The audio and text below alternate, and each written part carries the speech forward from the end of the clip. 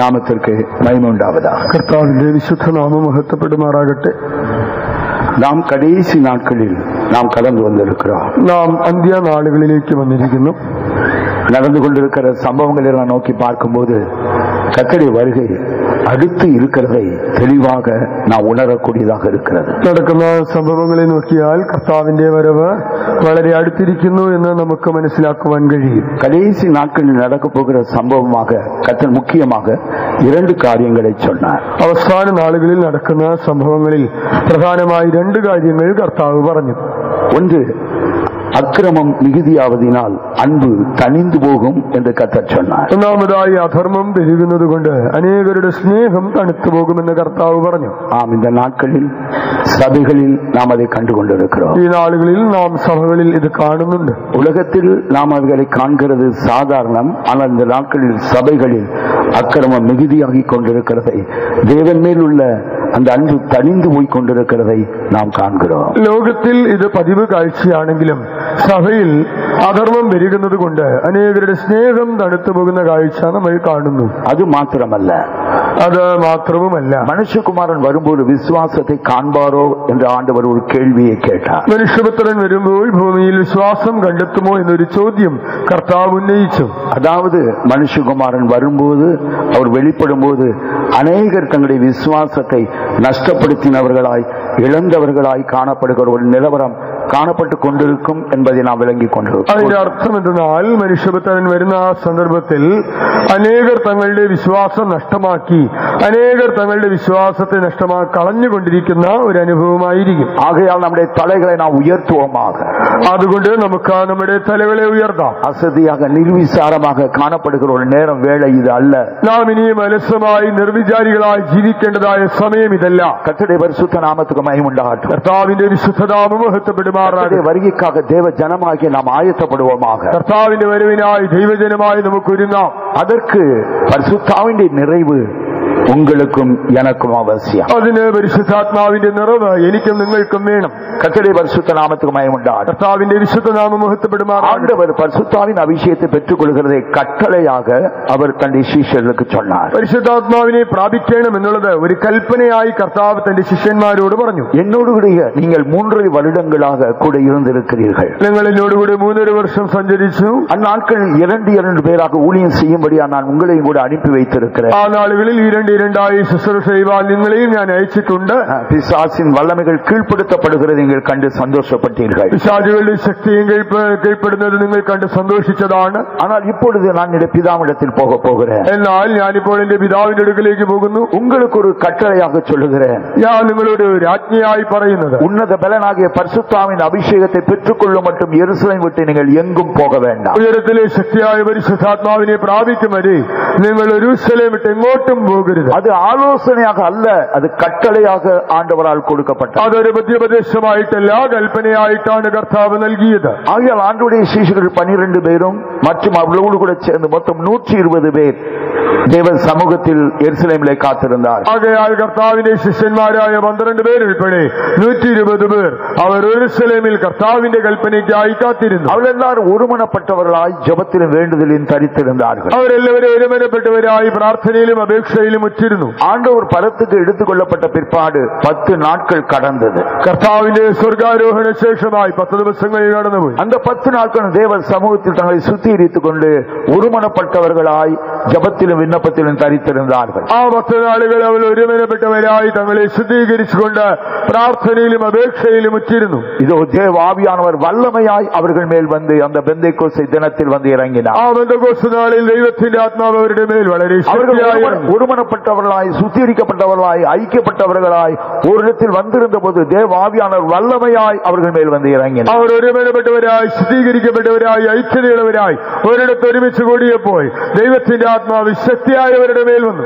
கர்த்தருடைய பரிசுத்த நாமத்துக்கு மகிமை உண்டாகட்டும். കർത്താവിന്റെ വിശുദ്ധ നാമം മഹത്വപ്പെടുമാറാകട്ടെ. பரிசுத்தாவினால் நிரப்பப்பட்டவர்கள் தேவன் அவர்களுக்கு அருளிய அந்த வரத்தின்படி அவர்கள் பல்வேறு பாஷைகளில் தேவனுடைய நாமத்தை மகத்துவப்படுத்தி துதிக்க ஆரம்பித்தார். പരിശുദ്ധാത്മാവിനാൽ നിറയപ്പെട്ടവർ വിവിധ ഭാഷകളിൽ സംസാരിച്ച് ദൈവത്തെ മഹത്വപ്പെടുത്തി ദൈവത്തെ സ്തുതിക്കുവാൻ തുടങ്ങി.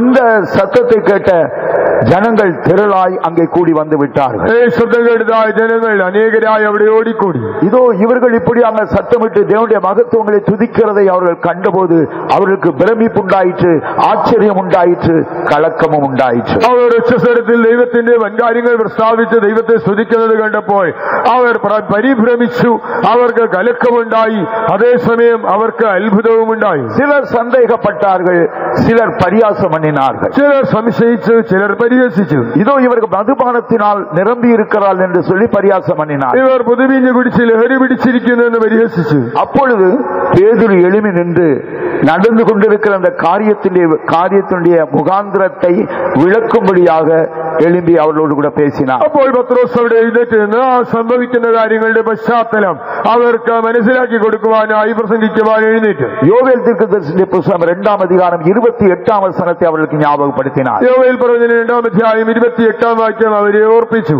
கடைசி நாட்களில் மாம்சமான யாவர் மேலும் என்ற ஆவியை ஊற்றுவேன் என்ற அந்த வாக்குத்தத்தத்தை பேதுரு ஞாபகப்படுத்தி பேசினார். അന്ത്യകാലത്ത് സകല ജഡത്തിനു മേലും എന്റെ ആത്മാവിനെ പകരുമെന്നുള്ള വാഗ്ദത്തം പത്രോസ് അവർക്ക് ഓർപ്പിച്ച് സംസാരിച്ചു. அந்த தேவனுடைய வாக்கியம் தான் இப்பொழுது நடந்தேறுகிறது என்று அவர்களுக்கு உணர்த்தி பேசினார். ആ തിരുവെഴുത്താണ് ഇപ്പോൾ പൂർത്തീകരണത്തിൽ എത്തുന്നത് എന്ന് ഓർപ്പിച്ച് സംസാരിച്ചു. ஆம் சகோதரனே சகோதரியே, അതേ സഹോദര സഹോദരി, கர்த்தர் மாம்சமான யாவர் மேலும் பரிசுத்த ஆவியை ஊற்றி பலப்படுத்தி தம்முடைய வருகைக்காக ஒவ்வொருவரையும் ஆயத்தப்படுத்த விரும்புகிறார். കർത്താവ് സകല ജഡത്തിന്റെ മേലും തന്റെ പരിശുദ്ധാത്മാവിനെ പകർന്ന് അവരെ ശക്തീകരിച്ച് തന്റെ വരവിനായി ഒരുക്കുവാൻ ആഗ്രഹിക്കുന്നു. ஆனால் துக்கமான காரியம், சில கிறிஸ்தவ சகோதர சகோதரிகள் இது ஏதோ பெந்தேகோஸ்தே சபைக்குள்ள அனுபவம் என்பதாக நினைத்துக் கொள்கிறார்கள். എന്നാൽ ദുഃഖകരമായ ഒരു കാര്യം എന്തെന്നാൽ ചില ക്രിസ്തീയ സഹോദരി സഹോദരന്മാർ ഇത് പെന്തക്കോസ്തേ സഭകൾക്കുള്ള കാര്യം മാത്രമെന്ന് കരുതുന്നു. அல்ல சகோதரனே, அல்ல சகோதரி, അല്ല സഹോദര സഹോദരി, மாம்சமான யாவர் மேலும் வேண்டிய ஆவியை ஊற்றுவேன் என்பதுதான் தேவனுடைய வாக்குத்தத்தம், அவருடைய வாஞ்சையாக இருக்கிறது. ദൈവത്തിന്റെ വാഗ്ദത്തം എന്നത് സകല ജഡത്തിന്റെ മേലും എന്റെ ആത്മാവിനെ പകരുമെന്നാണ്.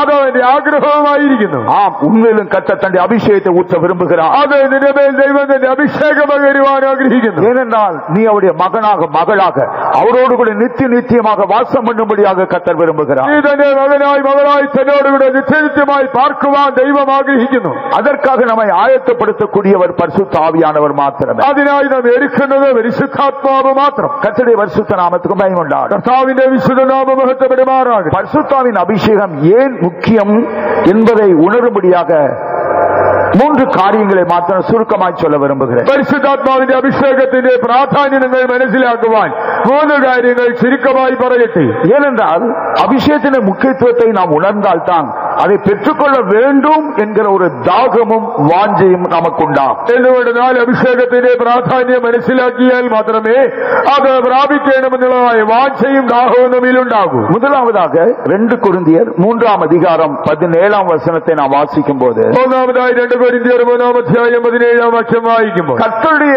ஆவி எங்கே உண்டோ அங்கே விடுதலை உண்டு என்று நாம் வாசிக்கிறோம். കർത്താവിന്റെ ആത്മാവുള്ളിടത്ത് സ്വാതന്ത്ര്യമുണ്ടെന്ന് നാം വായിക്കുന്നു. கர்த்தருடைய ஆவி எங்கேயோ, கர்த்தருடைய ஆவி உனக்குள்ளே இருந்தால் உனக்கு விடுதலை உண்டு. കർത്താവിന്റെ ആത്മാവ് എവിടെയുണ്ടോ അത് നിന്നിലുണ്ടെങ്കിൽ നിനക്ക് സ്വാതന്ത്ര്യമുണ്ട്. கர்த்தருடைய பரிசுத்த நாமத்துக்கு மகிமை உண்டாகட்டும். കർത്താവിന്റെ വിശുദ്ധനാമം മഹത്വപ്പെടുമാറാകട്ടെ. உதாரணமாக நீங்கள் சிம்சோனை எடுத்துக்கொள்ளுங்கள். ഉദാഹരണമായി സിംസോനെ നോക്കുക. அவன் தேவனால் அபிஷேகம் பண்ணப்பட்டவனாக இருந்தான். അവൻ ദൈവത്താൽ അഭിഷിക്തനായിരുന്നു. தேவனால் தெரிந்து கொள்ளப்பட்டவனாக இருந்தான். ദൈവത്താൽ തിരഞ്ഞെടുക്കപ്പെട്ടവനായിരുന്നു. ஒரு சந்தர்ப்பத்தில் அவனுடைய சொந்த ஜனங்களே 2 புதிய கயிறுகளால் அவனை கட்டி அவனுடைய சத்துருக்களாகிய பெலிஸ்தரிடத்தில் ஒப்பு கொடுத்தார்கள். ഒരു പ്രത്യേക സന്ദർഭത്തിൽ അവന്റെ ചാർജക്കാർ തന്നെ 2 പുതിയ കയറുകളാൽ അവനെ ബന്ധിച്ച് അവനെ ഫെലിസ്തരുടെ കയ്യിൽ ഏൽപ്പിച്ചു. புதிய கயிறு என்று சொல்லும்போது அது அதனுடைய பலத்தை, அந்த கட்டினுடைய பலத்தை, வல்லமையை அது வெளிப்படுத்துகிறது. പുതിയ കയർ എന്ന് പറയുമ്പോൾ ആ കെട്ടിന്റെ ആ കയറിന്റെ ശക്തിയെ, ബലത്തെ അത് കാണിക്കുന്നു. அவனுடைய சொந்த ஜனங்களில் 2 புதிய கயிறுகளால் அவனை கட்டினார். അവന്റെ സ്വന്തം ജനങ്ങൾ 2 പുതിய കയറ് കൊണ്ട് അവനെ ബന്ധിച്ചു. இதோ தன்னுடைய சத்துருக்களாகிய பெலிஸ்தரிடத்தில் அவனை ஒப்புக் கொடுக்கிறார். ശത്രുക്കളായി ഫെലിസ്തരുടെ പക്കൽ അവനെ ഏൽപ്പിച്ചു. இதை கண்ட பெலிஸ்தருக்கு மிகவும் சந்தோஷம் உண்டாயிற்று. എന്നുകൊണ്ട് ഫെലിസ്തർക്ക് വലിയ സന്തോഷമായി. அவர்கள் எல்லாரும் ஆர்ப்பரித்தார்கள். അവരെല്ലാവരും ഉച്ചത്തിൽ ഘോഷിച്ചു. தங்களுக்கு ஒரு ஜெயம் உண்டாயிற்று என்று ஆர்ப்பரித்தார்கள். തങ്ങൾക്ക് ജയം ലഭിച്ചെന്നോർത്ത് അവർ ഘോഷിച്ചു. அப்பொழுது അപ്പോൾ ദേവാവിയാനവർ വല്ലമയായി സിംസോൻ മേൽ വന്ന് ഇറങ്ങിனார். യഹോവയുടെ ആത്മാവ് ശക്തിയായി ശിംശോന്റെ മേൽ ഇറങ്ങി. അവനെ കട്ടിയിരുന്ന அந்த கட்டுகள் எல்லாம் நெருப்புப்பட்டது போல அருந்து போனதாக நாம் வாசிக்கிறோம். അവന്റെ കെട്ടുകൾ തീതൊട്ട ചണനാരി പോലെ പൊട്ടിപ്പോയതായി നമ്മൾ വായിക്കുന്നു. அபிஷேகத்தால் விடுதலையாக்கப்பட்ட சிம்சோன், അഭിഷേകത്താൽ വിടുവിക്കപ്പെട്ട ശിംശോൻ ஒரு கழுதிന്റെ பச்சை தாடி எலும்பை எடுத்து 1000 பேரை கொன்று போட்டான் என்று நாம் வாசிக்கிறோம். ഒരു കഴുതയുടെ പച്ചക്കാടിയെല്ലാം കൊണ്ട് 1000 പേരെ കൊന്നുപിടിച്ചെന്ന് വായിക്കുന്നു. சத்துருக்கள் யாவரும் ஓடி போனார்கள். ശത്രുക്കളെല്ലാം ഓടി ഒളിച്ചു. கர்த்தருடைய பரிசுத்த நாமத்துக்கு மகிமை உண்டாகட்டும். കർത്താവിന്റെ വിശുദ്ധ നാമം ஆவியானவர் வல்லமையால் சிம்சோன் மேல் வந்து இறங்கினபடினால் இந்த ரெண்டு கட்டுகளும் அறுக்கப்பட்டு போயின. ദൈവാത്മാവ് ശിംശോന്റെ മേൽ അതിശക്തമായി ഇറങ്ങിയത് കൊണ്ട് ഈ രണ്ട് കെട്ടുകളും പൊട്ടിപ്പോയി. ஆவியானவர் எங்கே உண்டோ அங்கே விடுதலை உண்டு. കർത്താവിന്റെ ആത്മാവുള്ളയിടത്ത് സ്വാതന്ത്ര്യമുണ്ട്. தேவாவியினால் நிரம்பி இருப்பாயேயானால் கர்த்தர் அந்த கட்டுகள் யாவற்றையும் அவிழ்க்கிறார், அறுத்து போடுகிறார். നീ ദൈവാത്മാവിനാൽ നിറഞ്ഞിരിക്കുമെങ്കിൽ നിന്റെ ബന്ധനങ്ങളെ കർത്താവ് അവൻ അഴിച്ചു കളയുന്നു, അതിനെ പൊട്ടിക്കുന്നു. ஆவியினால் நுகம் முறிந்து போகும் என்று வேதம் சொல்லுகிறார். അഭിഷേകത്താൽ നുകം തകർന്നു പോകുമെന്ന് തിരുവചനം പറയുന്നു. അതിനാൽ தான் பரிசுத்த ஆவியின் அபிஷேகம் உங்களுக்கும் எனக்கும் மிக மிக அவசியம். ആകയാൽ പരിശുദ്ധാത്മാവിന്റെ അഭിഷേകം എനിക്ക് നിങ്ങൾക്ക് വളരെ അത്യാവശ്യം. ஏதோ எப்பொழுது நான் அபிஷேகத்தை பெற்றுக்கொண்டேன் என்று அல்ல, ഞാൻ എന്നൊരിക്കൽ അഭിഷേകം പ്രാപിച്ചു എന്നല്ല, இன்றைக்கு ஒரு அபிஷேகத்தின் நிறைவு உங்களுக்குள்ளும் எனக்குள்ளும் காணப்பட வேண்டியது அவசியம். എന്നൊരു അഭിഷേകത്തിന്റെ നിറവ് എന്നിലും നിങ്ങളിലും കാണപ്പെടണം. அந்த இரண்டு கயிறுகள் ஆவிக்குரிய பிரகாரம் எதை வெளிப்படுத்துகிறது? ആത്മീകമായി രണ്ട് പുതിയ കയറുകൾ എന്തിനെ കാണിക്കുന്നു? ஒரு கயிறு, அந்த ஒரு புதிய கயிறு பாவத்தின் வல்லமை வெளிப்படுத்துகிறது. ആ ഒരു പുതിയ കയറ് പാപത്തിന്റെ ശക്തിയെ കാണിക്കുന്നു. நீ கர்த்தருடைய மகனாக மகளாக ஜீவிக்க விரும்புகிறாய். നീ ഒരു ദൈവ മകനായി മകളായി ജീവിക്കുവാൻ ആഗ്രഹിക്കുന്നു. தேவனுடைய கற்பனைகள் மேல் நீ மிகவும் பிரியமாக இருக்கிறாய். ദൈവത്തിന്റെ കൽപ്പനകൾ നിനക്ക് വളരെ ഇഷ്ടമാണ്. ஆனால் தேவனுடைய வசனத்தின்படி ஜீவிக்க உன்னாலே முடிகிறதில்லை. എന്നാലും ദൈവവചന പ്രകാരം ജീവിക്കുവാൻ നിനക്ക് കഴിയുന്നില്ല. குறிப்பிட்ட அந்த பாவ வல்லமை உன்னை மேற்கொண்டு விடுகிறது, உன்னை கட்டி போட்டு விடுகிறது. ആ ഒരു നിർദ്ദിഷ്ട പാപശക്തി നിന്നെ കീഴ്പ്പെടുത്തുന്നു, നിന്നെ ബന്ധിക്കുന്നു. கர்த்தருக்காக எழும்பி நிற்க முடியாதபடி, கிரியை செய்ய முடியாதபடி உன்னை பலவீனப்படுத்தி போட்டு விடுகிறது. കർത്താവിനായി നിവർന്നു നിൽക്കുവാനോ പ്രവർത്തിക്കുവാനോ കഴിയാതെ അത് നിന്നെ ദുർബലപ്പെടുത്തുന്നു.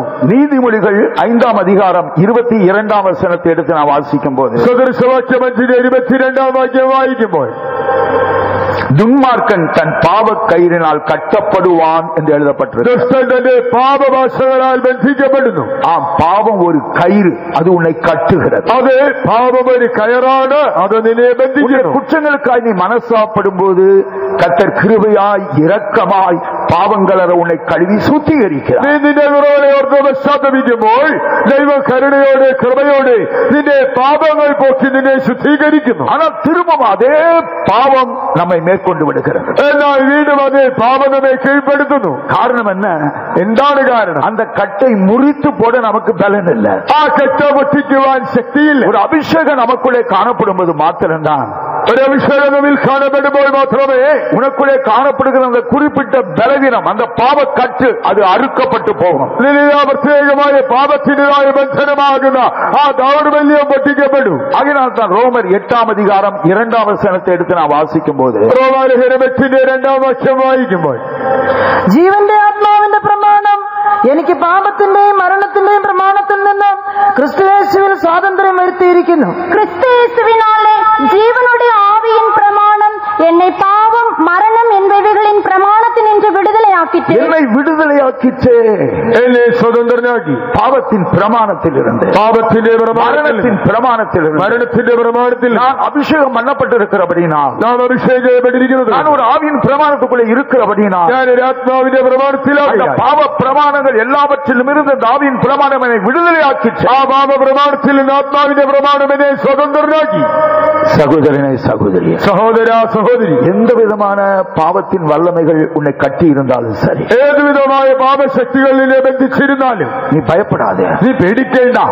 கர்த்தரிடத்திலிருந்து ஒரு அபிஷேகத்தை பெற்றுக்கொள். കർത്താവിൽ നിന്നൊരു അഭിഷേകം പ്രാപിക്കുക. தேவ ஆவியானவர் மாத்திரமே அந்த புதிய கயரை அறுத்து போட முடியும். ആ പുതിയ കയറ് പൊട്ടിക്കുവാൻ ദൈവത്തിന്റെ ആത്മാവിന് മാത്രമേ കഴിയൂ. உண்மையில் இருக்கிற அந்த நுகத்தடியை பரிசுத்த ஆவியானவர் மாத்திரமே முறித்து போட முடியும். നിന്റെ മേലുള്ള നുകത്തെ പൊട്ടിക്കുവാൻ പരിശുദ്ധാത്മാവിന് മാത്രമേ കഴിയൂ. ஆகையினால் தான் பரிசுத்தாவின் அபிஷேகம் உங்களுக்கும் எனக்கும் அவசியம். ആകയാൽ എനിക്ക് നിങ്ങൾക്ക് പരിശുദ്ധ പരിശുദ്ധാത്മാവിന്റെ അഭിഷേകം അത്യാവശ്യം. இரண்டாவது கயிறு என்ன? രണ്ടാമത്തെ കയറുണ്ട്. அது வியாதியாக இருக்கலாம், രോഗമായിരിക്കാം, குடும்பத்துள்ள தரித்திரங்களாக இருக்கலாம், കുടുംബത്തിലെ ദാരിദ്ര്യമായിരിക്കാം, குடும்பத்துல கடன் பிரச்சனைகளாக இருக்கலாம், കടക്കെണിയായിരിക്കാം. அவைகள் உன்னை கட்டி போட்டு வைத்து விடுகிறது. അതെല്ലാം നിന്നെ ബന്ധിച്ചിരിക്കുന്നു. அந்த கட்டு புதிய கயிறினால் கட்டப்பட்டது போல மிகவும் பலமாக இருக்கிறது. உன்னால் அதிலிருந்து விடுதலாக்கப்பட முடிகிறது. ഒരു പുതിയ കയറ് കൊണ്ട് ബന്ധിച്ചതുപോലെ വളരെ ബലവത്തായതുകൊണ്ട് നിനക്ക് അതിൽ നിന്നൊരു മോചനം ലഭിക്കുന്നില്ല. நாம் 18ஆம் சங்கீதத்தை எடுத்து வாசிக்கும் போது 18ஆം സങ്കീർത്തനം വായിക്കുമ്പോൾ 4ஆம் வசனம் 4ആം വാക്യം, മരണഭാസങ്ങൾ എന്നെ ചുറ്റി, மரண கட்டுகள் என்னை சுற்றி கொண்டது. நம்மை மரணத்துக்கு ஏதுவாக கொண்டு போகிற வியாதிகள், குடும்பத்தில் உள்ள பிரச்சனைகள், கஷ்டங்கள், கடன் பிரச்சனைகள் மற்றும் குடும்பத்தில் உள்ள பிரிவினைகள், இப்படிப்பட்ட காரியங்கள் கொஞ்சம் கொஞ்சமாய் நம்மை மரணத்துக்கு நேராக நம்மை கொண்டு போய் கொண்டிருக்கிறது. ஏனென்றால் இருதயத்தில் அவ்வளவு வேதனை. രോഗങ്ങൾ, കുടുംബത്തിലെ കടപ്രശ്നങ്ങൾ, കുടുംബത്തിലെ പ്രശ്നങ്ങൾ, ഭിന്നതകൾ, ഇങ്ങനെ പല കാര്യങ്ങൾ നമ്മെ അല്പാൽപമായി മരണത്തിലേക്ക് കൊണ്ടുപോകുന്നു. എന്തുകൊണ്ടെന്നാൽ ഇവ നിമിത്തം ഹൃദയത്തിൽ വലിയ വേദനയുണ്ട്. இந்த மரணக்கட்டுகள் நம்மை சுற்றி கொண்டிருக்கிறது. ഈ മരണഭാഷകൾ നമ്മെ ചുറ്റുന്നു. நம்முடைய சொந்த பலத்தினால் இதிலிருந்து வெளியே வர முடியாது.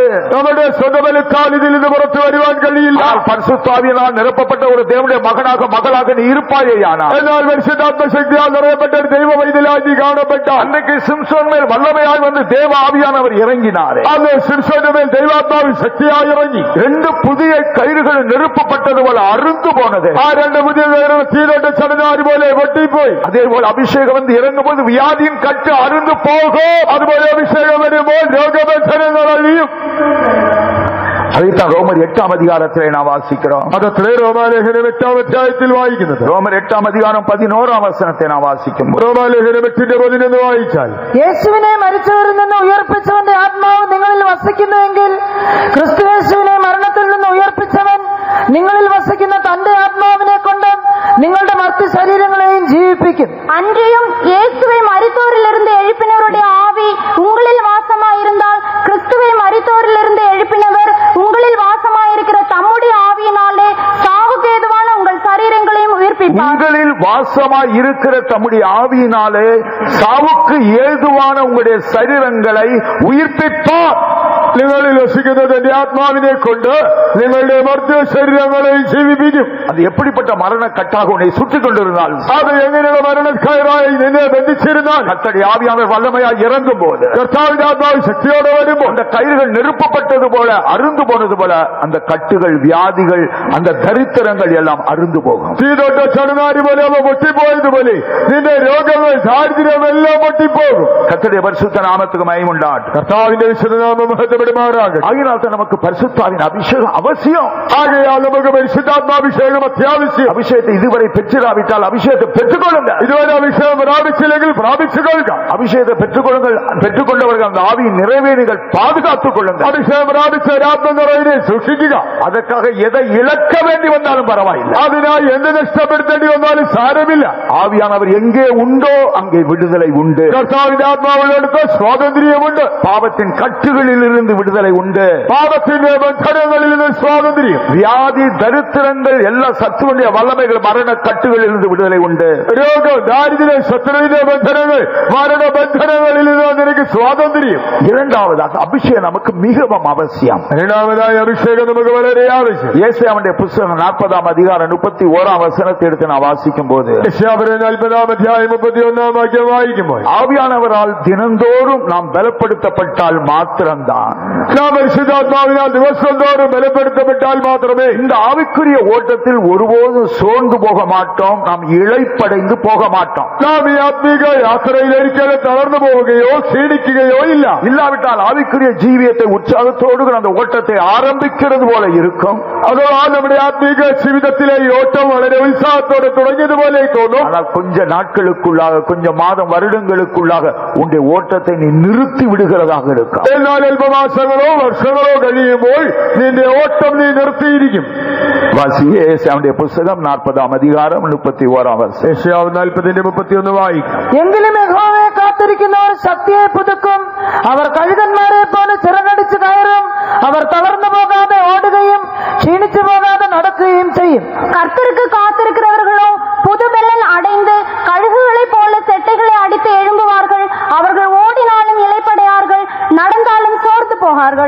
சகோதரனே சகோதரியே, സഹോദരാ സഹോദരി, உன்னுடைய ஆவிக்குரிய ஓட்டம் எப்படிப்பட்டதாக இருக்கு? നിന്റെ ആത്മീക ഓട്ടം എങ്ങനെ ഇരിക്കുന്നു? உன்னுடைய ஜெப ஜீவியம் எப்படி இருக்கிறது? നിന്റെ പ്രാർത്ഥനാ ജീവിതം എങ്ങനെ ഇരിക്കുന്നു? கர்த்தருக்காக எவ்வளவு வைராக்கியமாக நீ காணப்பட்டுக் கொண்டு, നീ കർത്താവിന് വേണ്ടി എത്രത്തോളം എരിവോടെ കാണപ്പെടുന്നു? நீ இருக்கிற இடத்தில் கர்த்தருக்கு எவ்வளவு ஒரு நல்ல சாட்சியாக நீ ஜீவித்துக் നീ கொண்டிருக்கிறாய். ആയിരിക്കുന്ന സ്ഥാനത്ത് എത്രത്തോളം കർത്താവിന്റെ ഒരു നല്ല സാക്ഷിയായി ജീവിക്കുന്നു? இன்றைக்கு என்ன சம்பவித்தது? ഇന്ന് നിനക്ക് എന്ത് സംഭവിച്ചു? அபிஷேகத்திலே குறைபட்ட போது, അഭിഷേകത്തിൽ കുറഞ്ഞപ്പോൾ, ஆவியின் நிறைவை நீ அசட்டை பண்ணின போது, ആത്മാവിന്റെ നിറവിനെ അലക്ഷ്യമാക്കിയപ്പോൾ, இது இப்பொழுது ஓட்டத்திலே சோர்வு வந்துவிட்டது. ഇപ്പോൾ നിന്റെ ഓട്ടത്തിൽ നിനക്ക് തളർച്ചയുണ്ട്. ஆவிக்குரிய அந்த ஓட்டத்திலே ஒரு இழைப்பு வந்துவிட்டது. ആത്മീക ഓട്ടത്തിൽ നിനക്ക് ഒരു ക്ഷീണമുണ്ടായി. அதை நீ நன்றாய் உணர்கிறாய். നീ അത് നന്നായി ഇപ്പോൾ തിരിച്ചറിയുന്നു. கர்த்தர் உன்னோடு கூட பேசிக் கொண்டிருக்கிறார். കർത്താവ് നിന്നോട് ഇപ്പോൾ സംസാരിക്കുന്നു. கர்த்தர் உன்னை பலப்படுத்தும்படியாக வந்திருக்கிறார். നിന്നെ ശക്തീകരിക്കുവാൻ കർത്താവ് വന്നിട്ടുണ്ട്. அபிஷேகத்தை ஒன்று கூட கர்த்தர் தம்முடைய நிறைவினால் நிரப்பி உன்னை உயிர்ப்பிக்கும்படியாக നിന്റെ வந்திருக்கிறார். അഭിഷേകത്തെ തന്റെ നിറവിനാൽ നിറച്ച് നിന്നെ ഉയർപ്പിക്കുവാൻ കർത്താവ് ഇവിടെ വന്നിട്ടുണ്ട്. அப்படியானால் அந்த கடைசி நாட்களில் இந்த ஓட்டத்தை ஸ்திரமாய் நாம் ஓட முடியும். അങ്ങനെയെങ്കിൽ ഈ അന്ത്യനാളുകളിൽ നമ്മുടെ ഓട്ടത്തെ സ്ഥിരതയോടെ ഓടുവാൻ കഴിയും. ஆகையால் நமக்கு அபிஷேகம் அவசியம். ആകയാൽ അഭിഷേകം അനിവാര്യം. அவரால் நாம் பலப்படுத்தப்படும் போது புதிய பலனை ஒவ்வொரு நாள் அவருக்கு நமக்கு தரும்போதுதான் இந்த ஆவிக்குரிய ஓட்டத்தை இழைப்படையாதபடி சோர்வடையாதபடி ஓடி நாம் முடிக்க முடியும். അവൻ നമ്മെ ശക്തീകരിച്ച് ഓരോ ദിവസം ഒരുവനെ പ്രാപിച്ചാൽ മാത്രമേ ഈ ആത്മീയമായ ഓട്ടത്തിൽ ക്ഷീണിക്കാതെ തളരാതെ ഓടുവാൻ കഴിയൂ. மூன்றாவதாக മൂന്നാമത്, அபிஷேகம் ஏன் அவசியம்? അഭിഷേകത്തിന്റെ ആവശ്യമെന്ത്? 2 கொரிந்தியர் 3:18 நாம் வாசிக்கும். 2 കൊരിന്ത്യർ 3:18 വായിക്കുമ്പോൾ, എന്നാൽ മൂടുപടം നീങ്ങിയ മുഖത്ത് കർത്താവിന്റെ തേജസ്സിനെ കണ്ണാടി പോലെ പ്രതിബിംബിക്കുന്നവരായി നാം എല്ലാവരും ആത്മാവാകുന്ന കർത്താവിന്റെ ദാനമായി തേജസ്സിന്മേൽ തേജസ് പ്രാപിച്ച് അതേ പ്രതിമയായി രൂപാന്തരപ്പെടുന്നു. நாம் எல்லாரும் திறந்த முகமாய் கர்த்தருடைய மகிமையை கண்ணாடியிலே காண்கிறது போல கண்டு ஆவியாய் இருக்கிற கர்த்தரால் அந்த சாயலாக தானே மகிமையின் மேல் மகிமையடைந்து மறுரூபப்படுகிறோம். ஆவியாக இருக்கிற கர்த்தரால் தான் கிறிஸ்துவின் திவ்ய சுபாவத்துக்கு சாயலுக்குரியவர்களாய் நானும் நீங்களும் மறுரூபமாக்கப்பட முடியும். ആത്മാവാകുന്ന കർത്താവിനാൽ മാത്രമേ ആ ക്രിസ്തുവിന്റെ ദിവ്യ സ്വഭാവത്തിനൊത്ത നിലയിൽ നമുക്ക് രൂപാന്തരം പ്രാപിക്കുവാൻ കഴിയും. ஆகினால் தான் ஆண்டவர் தன்னுடைய சீஷர்களை பார்த்து இப்படியாக சொன்னார். ആകയാൽ കർത്താവ് തന്റെ ശിഷ്യന്മാരോട് ഇപ്രകാരം അരുളി ചെയ്തു, நான் போகிறது உங்களுக்கு நலமாயிருக்கும். ഞാൻ പോകുന്നത് നിങ്ങൾക്ക് പ്രയോജനം. நான் என்னுடைய பிதாவிடத்தில் போகிறேன் என்று சொன்னபோது நீங்கள் மிகவும் கலக்கத்தோடு காணப்படுகிறீர்கள். ഞാൻ എന്റെ പിതാവിന്റെ അടുക്കൽ പോകുന്നെന്ന് പറഞ്ഞപ്പോൾ നിങ്ങൾ വളരെ കലക്കത്തോടെ കാണപ്പെട്ടു. ஆனால் நான் உங்களுக்கு சொல்லுகிறேன், എന്നാൽ ഞാൻ നിങ്ങളോട് പറയുന്നു, நான் போகிறது உங்களுக்கு நலமாயிருக்கும். ഞാൻ പോകുന്നത് നിങ്ങൾക്ക് പ്രയോജനം. நான் போவேனே அதில் தேற்றரவாளனாகிய பரிசுத்த ஆவியை நான் உங்களுக்கு அனுப்பி வைப்பேன். ഞാൻ പോകുമെങ്കിൽ ഞാൻ പരിശുദ്ധാത്മാവാകുന്ന കാര്യസ്ഥനെ നിങ്ങൾക്ക് അയച്ചു തരും. அவர் வரும்போது, അവൻ വരുമ്പോൾ, தேற்றரவாளனாகிய பரிசுத்தாவின் அபிஷேகத்தை நீங்கள் பெற்றுக்கொள்ளும் போது, കാര്യസ്ഥനായ പരിശുദ്ധാത്മാവിന്റെ അഭിഷേകം നിങ്ങൾ പ്രാപിക്കും. அவர் உங்களை சகல சத்தியத்துக்குள்ளும் நடத்துவார். അവൻ നിങ്ങളെ സകല സത്യത്തിലും വഴി നടത്തും. சகல சத்தியமாகிய தேவனுடைய வார்த்தையின்படி ஜீவிக்க அவர் நம்மை பலப்படுத்துவார். സകല സത്യമായി ദൈവത്തിന്റെ വചനപ്രകാരം ജീവിക്കുവാൻ അവൻ നമ്മെ ബലപ്പെടുത്തും. தேவனுடைய வார்த்தை கிறிஸ்துவாக இருக்கிறார். ദൈവത്തിന്റെ വചനം ക്രിസ്തുവാകുന്നു. தேவனுடைய வசனத்தின்படி வார்த்தையின்படி ஜீவிக்கும் போது, ஜீவிக்க ஆவியானவரால் பலப்படுத்தப்படும் போது நாம் கிறிஸ்துவுடைய சாயலை ரூபத்தை வெளிப்படுத்துகிறவர்களாக மாறுகிறோம். ദൈവവചനപ്രകാരം ജീവിക്കുവാൻ ദൈവാത്മാവിനാൽ ബലപ്പെടുത്തപ്പെടുമ്പോൾ നാം ക്രിസ്തുവിന്റെ സ്വരൂപത്തെ അവന്റെ സാദൃശ്യത്തെ വെളിപ്പെടുത്തുന്നവരായി തീരും.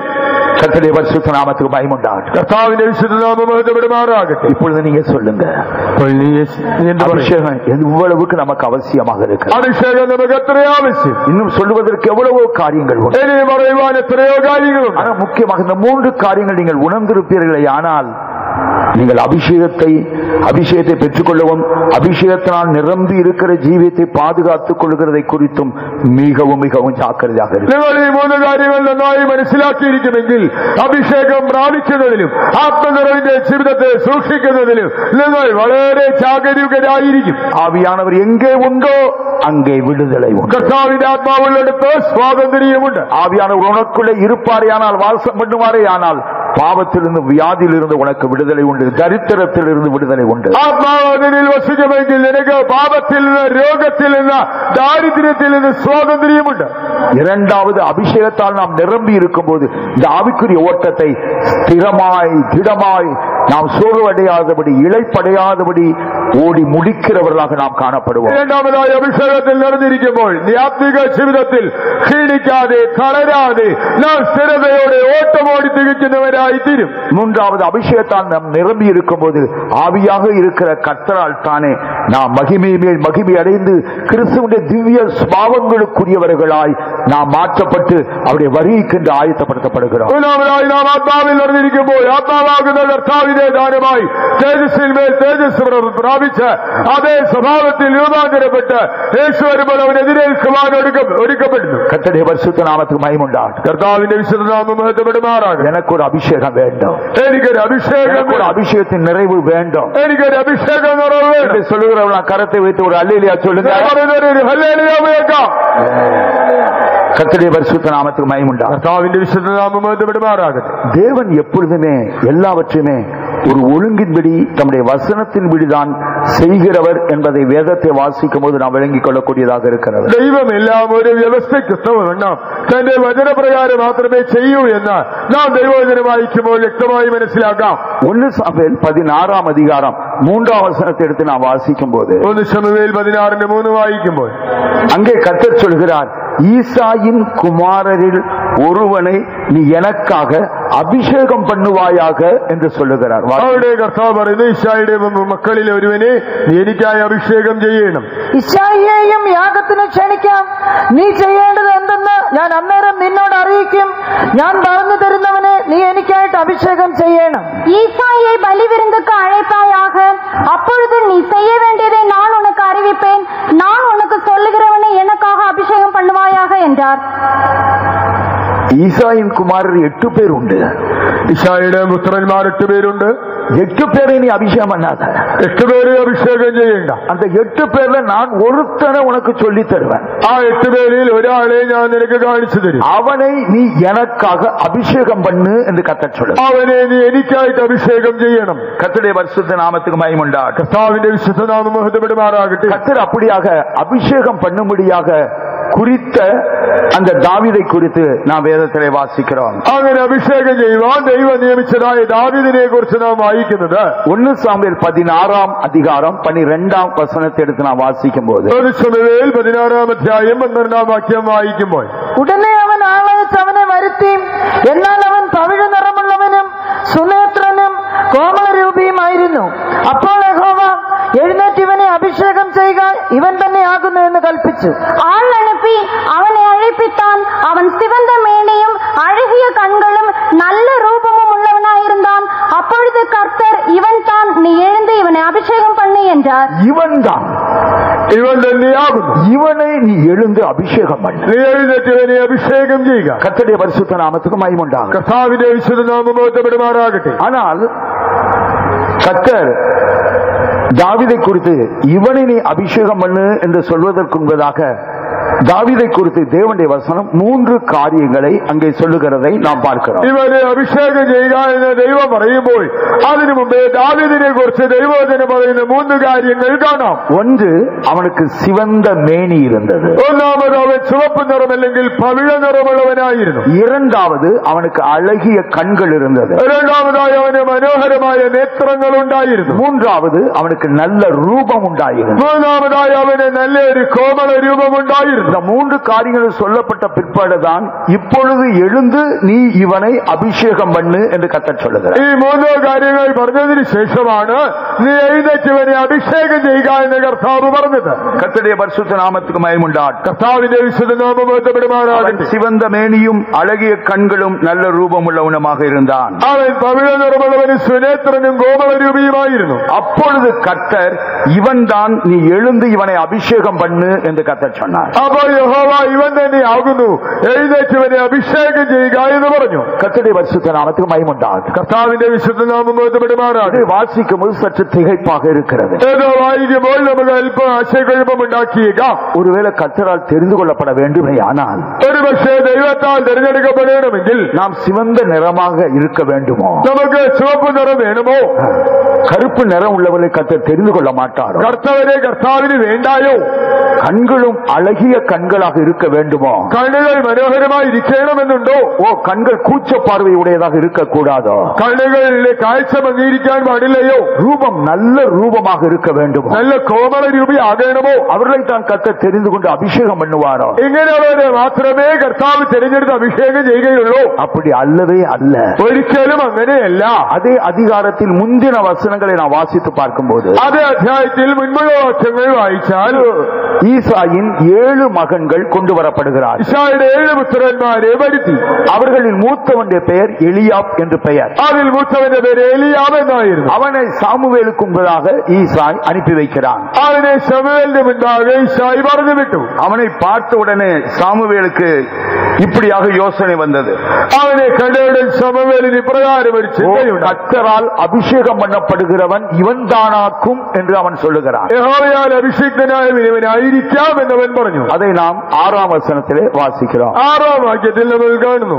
അവർ വന്നപ്പോൾ അവൻ എലിയാബിനെ കണ്ടിട്ട് യഹോവയുടെ മുൻപാകെ അവന്റെ അഭിഷിക്തൻ ഇതാ എന്ന് പറഞ്ഞു.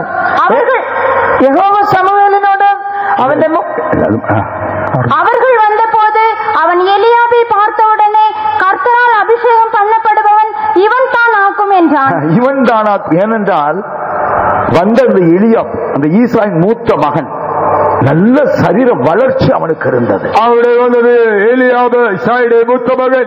അവൻ നല്ല ശരീര വളർച്ചയുള്ളവനായിരുന്നു. அவனுடைய முகமும் மிகவும் சௌந்தரியமான ஒரு முகமாக இருந்தது. അവന്റെ മുഖം അതീവ സൗന്ദര്യമുള്ളതായിരുന്നു.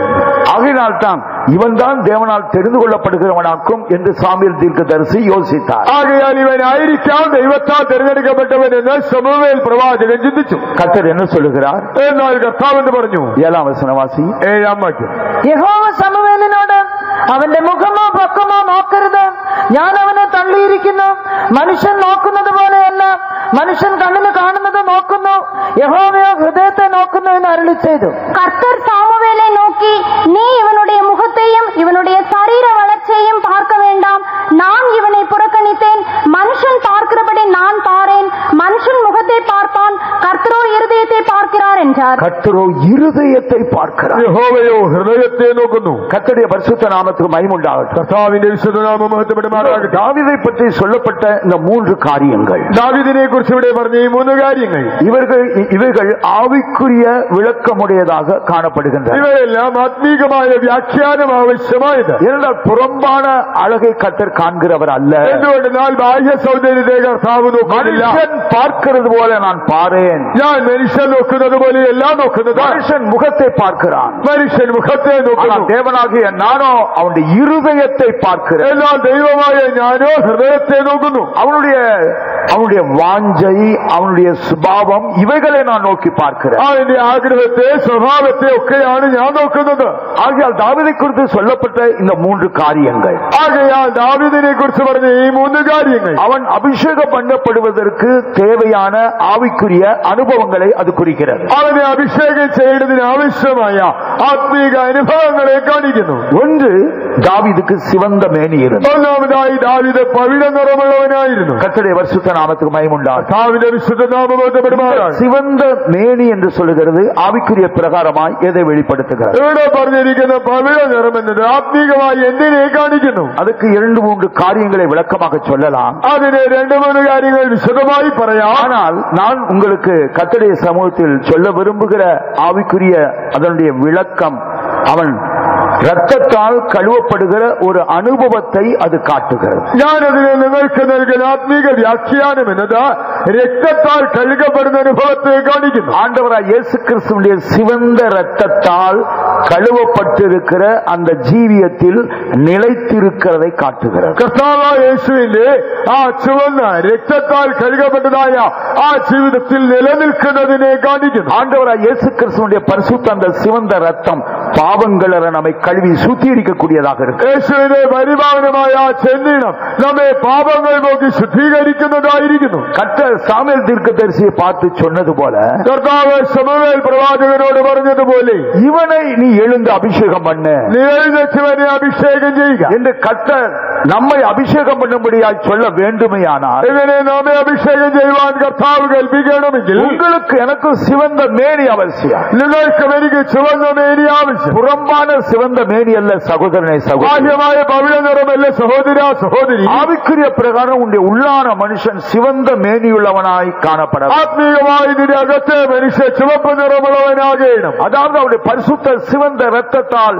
கழுவி சுத்திகரிக்கப்பட்டவர்களாய் நாம் காணப்பட. അവന്റെ പരിശുദ്ധമായ ചുവന്ന രക്തത്താൽ നാം കഴുകി ശുദ്ധീകരിക്കപ്പെട്ടവരാകണം. ஆகையால் தான் ஆண்டவர் இயேசு கிறிஸ்து உங்களை இப்படியாக சொன்னார். ആകയാൽ കർത്താവ് പ്രകാരം പറഞ്ഞു, புதிய துருத்தியில் தான் புதிய ரசம் வார்த்து வைக்கப்பட முடியும். പുതിയ തിരുച്ചിലത്തിന് പുതിയ വീഞ്ഞ് പകരുക. பழைய துருத்தியில் புதிய ரசத்தை வார்த்து வைத்தால் அந்த துருத்தியும் கிழிந்து போகும், ரசமும் சிந்தி போகும் என்று சொன்னார். പഴയ തിരുത്തിയിൽ പുതിയ വീഞ്ഞ് പകർന്നാൽ ആ പഴയ തിരുത്തി കിഴിഞ്ഞു പോകും, ആ പുതിയ വീഞ്ഞ് ഒഴുകിപ്പോകും. இங்க துருத்தி என்று ஆண்டவர் எதை குறிப்பிட்டார்? കർത്താവ് തിരുത്തിയാണ് പരാമർശിക്കുന്നത്. அது நம்முடைய இருதயத்தை ஆண்டவர் குறிப்பிடுகிறார். അത് കർത്താവ് നമ്മുടെ ഹൃദയത്തെയാണ് പറയുന്നത്. பரிசுத்தாவின் அபிஷேகமாய் அந்த புதிய ரசத்தை நீ பெற்றுக்கொள்ள வேண்டுமேயானால், ആ പരിശുദ്ധാത്മാവായ പുതിയ വീഞ്ഞ് നീ പ്രാപിക്കണമെങ്കിൽ, நீ அபிஷேகம் பண்ணும்படியாய் தெரிந்து கொள்ளப்பட வேண்டுமேயானால், അഭിഷേകത്തിനായി നീ തിരഞ്ഞെടുക്കപ്പെടണമെങ്കിൽ உன்னுடைய இருதயம் அவருடைய ரத்தத்தாலே கழுவி சுத்திகரிக்கப்பட்டதாய் சிவந்ததாய் காணப்படும். നിന്റെ ഹൃദയം യേശുവിന്റെ രക്തത്താൽ കഴുകി ശുദ്ധീകരിക്കപ്പെട്ടതായി ചുവന്നതായി തീരണം. இன்றைக்கு நம்முடைய ஜீவியத்தில் சுத்திகரிப்பை குறித்து எந்த அளவுக்கு நாம் கருத்தோடு கூட இருக்கிறோம்? ഇന്ന് നമ്മുടെ ജീവിതത്തിൽ ശുദ്ധീകരണത്തെ കുറിച്ച് എത്രത്തോളം ജാഗ്രത പുലർത്തുന്നു? சிலர் தங்களுடைய சுத்திகரிப்பை அசட்டை பண்ணினபடியினால், ചിലർ തങ്ങളുടെ ശുദ്ധീകരണത്തെ അലക്ഷ്യമാക്കിയതുകൊണ്ട് அவர்களுடைய துருத்தி இப்பொழுது பழைய துருத்தியாக இருக்கிறது. അവരുടെ തിരുത്തി പോയി പഴയ തിരുത്തിയായി. அதில் எப்படி கர்த்தர் புதிய ரசத்தை வார்த்து வைக்க முடியும்? അതിലെങ്ങനെ കർത്താവ് പുതിയ വീഞ്ഞ് പകരും? கர்த்தருடைய அபிஷேகமாகி அந்த புதிய ரசம் வார்த்து வைக்கப்பட வேண்டுமேயானால், അഭിഷേകമായ പുതിയ വീഞ്ഞ് അതിൽ പകരണമെങ്കിൽ இருதயமாகி அந்த துருத்தி புதிய துருத்தியாய் சுத்திகரிக்கப்பட்ட இருதயமாய் காணப்பட வேண்டும். ഹൃദയമാകുന്ന തിരുത്തി ശുദ്ധീകരിക്കപ്പെട്ട പുതിയതായി തീരണം. ஆகினால் ஆவியின் நிறைவை பாதுகாத்துக் கொள்ள விரும்புகிறவர்கள் எப்பொழுது சுத்திகரிப்பை குறித்து மிகவும் மிகவும் எச்சரிக்கையாக இருக்கிறார்கள். ആകയാൽ ആത്മനിറവെ സൂക്ഷിക്കുവാൻ ആഗ്രഹിക്കുന്നവർ അവർ ശുദ്ധീകരണത്തിൽ വളരെ ജാഗ്രത പുലർത്തണം. நாம் ஒன்று பூர்ணப்பட்டவங்க இல்ல, നാം ആരും തികഞ്ഞവരല്ല. ஆனால் பூர்ணத்தை நோக்கி துரிதமாய் கர்த்தருடைய கிருபை கொண்டு நாம் ஓடிக்கொண்டிருக்கிறோம். എന്നാൽ ദൈവത്തിന്റെ കൃപയാൽ പൂർണ്ണതയെ നോക്കി വേഗത്തിലോടുന്നു. ஆனால் அறிந்தும் அறியாமலும் எவ்வளவோ குற்றங்கள் நம்முடைய ஜீவிதத்தில் கடந்து வந்து விடுகிறது. എന്നാൽ അറിഞ്ഞും അറിയാതെ എത്രയോ കുറ്റങ്ങൾ ജീവിതത്തിൽ വരുന്നു. பார்வைகளில் தவறுகள் வருகிறது, നമ്മുടെ നോട്ടത്തിൽ തെറ്റുകൾ വരുന്നു, சிந்தனைகளில் தவறுகள் வந்து விடுகிறது, ചിന്തകളിൽ തെറ്റ് വരുന്നു, நம்முடைய வாயின் வார்த்தைகளில் தவறுகள் வந்து விடுகிறது, വായിലെ വാക്കുകളിൽ തെറ്റ് വരുന്നു, நாம் செவி கொடுக்கிற காரியங்களில் தவறுகள் வந்து விடுகிறது, കേൾക്കുന്ന കാര്യങ്ങളിൽ തെറ്റ് വരുന്നു, நம்முடைய கையின் கிரிகைகள் நடக்கைகளில் தவறுகள் வந்து விடுகிறது. കൈയുടെ പ്രവൃത്തികളിൽ നടപ്പിലും തെറ്റുകൾ വരുന്നു. ஆனால் பரிசுத்தாவின் அபிஷேகத்தை நீங்களும் நானும் பாதுகாத்துக் கொள்ள வேண்டுமேயானால், എന്നാൽ നിങ്ങളും ഞാനും പരിശുദ്ധാത്മാഭിഷേകം സൂക്ഷിക്കണമെങ്കിൽ பெற்றிருக்கிற அந்த புதிய ரசம் சிந்தி போகாதபடி, நாம் அந்த அபிஷேகத்தை இழந்து போகாதபடி பாதுகாக்க வேண்டுமேயானால், പ്രാപിച്ചതായ പുതിയ വീഞ്ഞ് അല്ലെങ്കിൽ അഭിഷേകം നമ്മെ നഷ്ടപ്പെട്ടു പോകാതിരിക്കണമെങ്കിൽ சுத்திகரிப்பு மிகவும் மிகவும் அவசியம். சகோதரனே சகோதரி, പ്രിയ സഹോദര സഹോദരി, ശുദ്ധീകരണം എന്നത് അത്യന്താപേക്ഷിതം. அபிஷேகத்தை பெறாதவர்கள் അഭിഷേകം പ്രാപിക്കുക, அபிஷேகத்தை பெற்றுக் கொள்ளும்படியாக வாஞ்சை உங்களுக்கு இருக்குமேயானால், അഭിഷേകം പ്രാപിക്കുവാൻ ആഗ്രഹമുണ്ടെങ്കിൽ உங்களுடைய இருதயத்தை ஆண்டவருடைய ரத்தத்தால் கழுவி சுத்திகரித்துக் கொள்கிறதை குறித்து நீங்கள் ஜாக்கிரதையாக இருக்கிறது. ഹൃദയത്തെ യേശുവിന്റെ രക്തത്താൽ ശുദ്ധീകരിക്കുന്നതിൽ ജാഗ്രത പുലർത്തുക. நாம் நம்முடைய குறை குற்றங்களை உணர்ந்து നമ്മുടെ കുറവുകൾ കുറ്റങ്ങൾ മനസ്സിലാക്കി அதற்கு சாக்கு போக்குகள் சொல்லாதபடி, അതിന് മുടന്ന ന്യായങ്ങൾ പറയാം, நம்முடைய குற்றத்தை குற்றமாய் சம்மதித்து, നമ്മുടെ കുറ്റങ്ങളെ കുറ്റങ്ങളെന്ന് സമ്മതിച്ച് அதற்காக மெய் மனஸ்தாபத்தோடு ஆண்டவருடைய சமூகத்தை அறிக்கையிடும் போது, യഥാർത്ഥമായ അനുതാപത്തോടെ ദൈവസ്ഥനിൽ ഏറ്റ് പറയുമ്പോൾ கர்த்தர் நம்மை பாவங்களற கழுவி சுத்திகரிக்க சிவந்த நிறமுள்ளவர்களாகி நம்மை மாற்ற ஆண்டவர் உண்மையுள்ளவராக இருக்கிறார். കർത്താവ് നമ്മുടെ പാപങ്ങൾ നോക്കി ശുദ്ധീകരിച്ച് നമ്മെ പവിഴ നിറമുള്ളവനാക്കുവാൻ സ്വസ്ഥനാകുന്നു. தேவனுடைய ஆலயத்துக்கு ஜெபம் பண்ணும்படியா ஒரு ஆயக்காரன் வந்தார். ദൈവാലയത്തിൽ പ്രാർത്ഥിക്കുവാൻ ഒരു ചുങ്കക്കാരൻ വന്നു. தன்னுடைய குற்றத்தை உணரக்கூடிய ஒரு தாழ்மையான இருதயம் அவனுக்கு இருந்தது. തന്റെ തെറ്റുകൾ ഗ്രഹിക്കത്തക്കതായ താഴ്മയുള്ള ഹൃദയം അവനിൽ ഉണ്ടായി. வானத்தை ஏறிட்டு நோக்க அவனுக்கு துணிவில்லை. അവൻ സ്വർഗത്തിലേക്ക് നോക്കുവാൻ ധൈര്യമില്ലാത്തവനായി. சுத்த தேவனை எப்படி நான் நோக்கி பார்ப்பேன்? ആ വിശുദ്ധനെ ഞാൻ എങ്ങനെ നോക്കും? ஓ, நான் பாவியான மனுஷன். അയ്യോ, ഞാൻ പാപിയായ മനുഷ്യൻ. ஆகையால் தன்னுடைய மார்பிலை அடித்துக் கொண்டு கதறி அழுகிறான். ആകയാൽ വാറത്തടിച്ച് അവൻ അലറിക്കരഞ്ഞു. தேவனே, பாவியாக என்மேல் கிருபையாய் இரும் என்று கதறி. ദൈവമേ, പാപിയായ എന്നോട് കരുണ തോന്നണമേ എന്ന് അവൻ നിലവിളിച്ചു. நான் தன்னுடைய குற்றத்தை ஒத்துக்கொள்கிற தாழ்மை இருந்தது. തന്റെ കുറ്റങ്ങൾ സമ്മതിക്കുവാനുള്ള താഴ്മയുണ്ടായി. தன்னுடைய குற்றத்துடைய அகோரம், அந்த பாவத்துடைய அகோரம் இத்தன்மையிலிருந்து உணர்ந்தபடினால் அவனுடைய இருதயம் நொறுங்குண்டு கதறுகிறார். ആ പാപത്തിന്റെ ഘോരത്വം എത്ര കഠിനമെന്ന് മനസ്സിലാക്കിയതുകൊണ്ട് അവൻ ഹൃദയം തകർന്നു കരഞ്ഞു. ஆண்டவர் தன்னுடைய சிஷ்யர்களை பார்த்து சொன்னார், കർത്താവ് തന്റെ ശിഷ്യന്മാരോട്, இதோ இவன் பாவங்கள் மன்னிக்கப்பட்டவனாய் நீதிமானாய் திரும்பி சென்றான். പാപം ക്ഷമിക്കപ്പെട്ടവനായി നീതിമാനായി തിരിച്ചുപോയി. ஆம் சகோதரனே, അതേ സഹോദരൻ, ஆம் சகோதரி, അതേ സഹോദരി, உன்னுடைய பாவங்கள் எவ்வளவு பெரிதாக இருந்தாலும் சரி, പാപം എത്ര വലുതായാൽ, அது எவ்வளவு ரத்தாம்பர சிவப்பாக അത് இருந்தாலும், രക്താംബരം പോലെ ചുവന്നിരുന്നാലും, கர்த்தருடைய அபிஷேகத்தை நீ பெற்றுக்கொள்ள வேண்டுமேயானால், അഭിഷേകം പ്രാപിക്കണമെങ്കിൽ, கர்த்தருடைய அந்த அபிஷேகத்தின் நிறைவை நீ பாதுகாத்துக் கொள்ள வேண்டுமேயானால், അഭിഷേകത്തിന്റെ നിറവ് സൂക്ഷിക്കണമെങ്കിൽ, உன்னுடைய குறைகள் குற்றங்களை ஒத்துக்கொண்டு உன்னை தாழ்த்துகிற இருதயம் உனக்கு இருக்கட்டும். കുറവുകളെ കുറ്റങ്ങളെ സംബന്ധിച്ച് താഴ്ത്തുന്ന ഹൃദയം നിനക്കുണ്ടാകട്ടെ. ஆதாமை பார்த்து கர்த்தர் கேட்டார், ആദാമിനോട് ദൈവം ചോദിച്ചു, இந்த விருட்சத்தின் பலத்தை நீ புசித்தாயா என்று ഈ கேட்டார். വൃക്ഷഫലം നീ തിന്നുവോ? ஆம் ஆண்டவரே, என்னை மன்னியும் ஆண்டவரே என்று அவன் கதறி இருந்தால் கர்த்தர் எப்படி அவனுக்கு இரக்கம் பாராட்டி இருப்பாரோ எனக்கு தெரியாது. അതേ കർത്താവേ, എന്നോട് ക്ഷമിക്കണമെന്ന് അവൻ ദൈവത്തോട് അപേക്ഷിച്ചിരുന്നുവെങ്കിൽ ദൈവം അവനോട് എങ്ങനെ കരുണ കാണിക്കുമായിരുന്നെന്ന് എനിക്ക് അറിഞ്ഞുകൂടാ. தங்களுடைய குறை குற்றங்களை உணர்ந்து தங்களை தாழ்த்துகிறவர்களை மன்னிக்கிற தேவன். കുറവുകളെ കുറ്റങ്ങളെ മനസ്സിലാക്കി താഴ്ത്തുന്നവരെ ദൈവം ക്ഷമിക്കുന്നു. மன்னிக்கிற விஷயத்தில் அவர் தயவு பெருத்தவர் என்று வேதம் சொல்லுகிறார். അവൻ ക്ഷമിക്കുന്നതിൽ ധാരാളമായി ക്ഷമിക്കുന്നവനെന്ന് ദൈവവചനം പറയുന്നു. இதோ ஒரு ஸ்திரீ விபச்சாரத்திலே கையுமையுமாய் பிடிக்கப்பட்டு இதோ அவருக்கு முன்பாக வந்து நிறுத்தப்பட்டிருக்கிறாள். പരസംഗപാപത്തിൽ കൈയോടെ പിടികൂടപ്പെട്ടതായ ഒരു സ്ത്രീ തന്റെ മുൻപിൽ കൊണ്ടുവന്ന് നിർത്തപ്പെട്ടു. நியாயப்பிரமாணத்தின்படி அவள் கல்லால் எறிந்து கொலை செய்யப்பட வேண்டும். ന്യായപ്രമാണ പ്രകാരം അവളെ കല്ലെറിഞ്ഞു കൊല്ലണമായിരുന്നു. ஆண்டவரை பார்த்து சூழ்ந்து நிற்கிறவர்கள் கேட்கிறார்கள், കർത്താവിനോട് ചുറ്റിലും കൂടി നിന്നവർ ചോദിച്ചു, நியாயப்பிரமாணம் இப்படி சொல்லுகிறது, ന്യായപ്രമാണം இவள் பாவியான ஒரு ஸ்திரீ பாவம் செய்யும் போது கையுமையுமாய் பிடிக்கப்பட்ட പാപം ചെയ്തുകൊണ്ടിരിക്കൽ ഇവളെ പിടികൂടി, இவளை கல்லால் இருந்து கொலை செய்யப்பட வேண்டும் என்று பிரமாணம் சொல்லி, ഇവളെ കല്ലെറിഞ്ഞു കൊല്ലണമെന്നാണ് പ്രമാണം പറയുന്നത്. நீர் என்ன சொல்லுகிறேன்? നീ എന്ത് പറയുന്നു? ஆண்டவர் அவளை பார்த்து சொன்னார், കർത്താവ് അവരോട്, உங்களில் பாவம் இல்லாதவன், നിങ്ങളിൽ പാപമില്ലാത്തവൻ, இதோ திரளாக வந்து கூடியிருக்கிறீர்களே, உங்களுடைய மத்தியில் பாவம் இல்லாதவன் எவனாவது ஒருவன் இருந்தால், നിങ്ങൾ ഇത്രയും പേർ വന്ന് കൂടിയിട്ടുണ്ടല്ലോ, നിങ്ങളിൽ പാപമില്ലാത്ത ആരെങ്കിലും ഒരുവനുണ്ടെങ്കിൽ அவன் தன்னுடைய முதலாவது கல்லை எடுத்து அவள் மேல் வீசட்டும். അവൻ ഒന്നാമത് അവളെ കല്ലെറിയട്ടെ. பிற்பாடு நீங்கள் எல்லாரும் உங்களை கல்லை வீசி அவளை கொன்று போட்டு. അതിനുശേഷം നിങ്ങൾ എല്ലാവരും കല്ലെറിഞ്ഞ് അവളെ കൊല്ലുക. எல்லாரும் திகைக்கிறார்கள். എല്ലാവരും ആകെ ஒவ்வொருடைய மனசாட்சியம் அவளை குற்றம் உண்டு என்று அது அவர்களுக்கு உணர்த்துகிறது. ഓരോരുത്തരുടെ മനസ്സാക്ഷി അവരിൽ കുറ്റമുണ്ടെന്ന് ഉണർത്തി கையில் உள்ள கல்லை ஒவ்வொருவராக போட்டுவிட்டு எல்லாருமே போய்விட்டார். ഓരോരുത്തരും കയ്യിലുള്ള കല്ല് താഴെ കിട്ടിട്ട് തിരിച്ചുപോയി. கர்த்தருடைய பரிசுத்த நாமத்துக்கு மகிமை உண்டாகட்டும். കർത്താവിന്റെ വിശുദ്ധ നാമം മഹത്വപ്പെടുമാറാകട്ടെ. இதோ பாவம் இல்லாதவர் இருக்கிறார், പാപമില്ലാത്തവൻ ഇവിടെ, பாவத்தை அறியாதவர் இதோ இருக்கிறார், പാപം അറിയാത്തവൻ ഇവിടെ, பாவம் செய்யாதவர் இதோ இருக்கிறார், പാപം ചെയ്യാത്തവൻ ഇവിടെ ഉണ്ട്. அந்த சிறியை நியாயந்திருக்க வேண்டும், அவளை கொல்ல வேண்டும் என்று சொல்லி அவர் நினைத்திருந்தார். ആ സ്ത്രീയെ ന്യായം വിധിച്ച് കൊല്ലണമെന്ന് അവൻ കരുതിയിരുന്നുവെങ്കിൽ, பாவம் இல்லாதவர், பாவத்தை அறியாதவர், பாவத்தை செய்யாதவர் தன்னுடைய கல்லை எடுத்து, ஒரு முதல் கல்லை, ஒரு சிறு கல்லை எடுத்து அந்த சிறியின் மேல் ஆண்டவர் வீசி எறிந்திருந்தால் போதுமானது. ആ പാപമില്ലാത്തവൻ, പാപം ചെയ്യാത്തവൻ, പാപം അറിയാത്തവൻ ഒരു ചെറിയ കല്ലെടുത്ത് അവളുടെ മേൽ എറിഞ്ഞിരുന്നെങ്കിൽ മതിയായിരുന്നു. மற்றவர்கள் எல்லாரும் தன்னுடைய பெரிய பெரிய கற்களை எடுத்து தூக்கி போட்டு அவளை கொலை செய்திருப்பார். മറ്റുള്ളവരെല്ലാം വലിയ കല്ലുകൾ അവളുടെ മേൽ എറിഞ്ഞ് അവളെ കൊല്ലുമായിരുന്നു. ஆனால் உன்னுடைய என்னுடைய ஆண்டவர் அப்படி செய்யவில்லை. എന്നാൽ നിന്റെയും എന്റെയും കർത്താവ് അങ്ങനെ ചെയ്തില്ല. பாவியாகிய உன்னை அவர் நேசிக்கிறார். പാപിയായി നിന്നെ അവൻ സ്നേഹിക്കുന്നു. உன்னை தூக்கி எடுக்கவே அவர் விரும்புகிறார். നിന്നെ എടുത്ത് ഉയർത്തുവാൻ അവൻ ആഗ്രഹിക്കുന്നു. அந்த சிறியிடத்தில் அவர் கடந்து வருகிறார். ആ സ്ത്രീയിടത്തിലേ അവൻ വരുന്നു. உன்னை ஒருவனும் ஆக்கினைக்குள்ளாக தீர்க்கவில்லையா என்று கேட்டார். ആര് നിന്നെ ശിക്ഷയ്ക്ക് വിധിച്ചില്ലയോ? அவள் சுற்றுமுற்றும் பார்த்து இல்லை ஆண்டவரே என்று சொன்னார். അവൾ അങ്ങ് നോക്കി ഇല്ല കർത്താവേ എന്ന് പറഞ്ഞു. ஆண்டவர் சொன்னார், நானும் உன்னை ஆக்கினைக்குள்ளாக தீர்க்கிறதில்லை. കർത്താവ് പറഞ്ഞു, ഞാനും നിന്നെ ശിക്ഷയ്ക്ക് വിധിക്കുന്നില്ല. நீ போ, നീ പോയിക്കൊള്ളുക, இனி பாவம் செய்யாத. ഇനി പാപം ചെയ്യരുത്.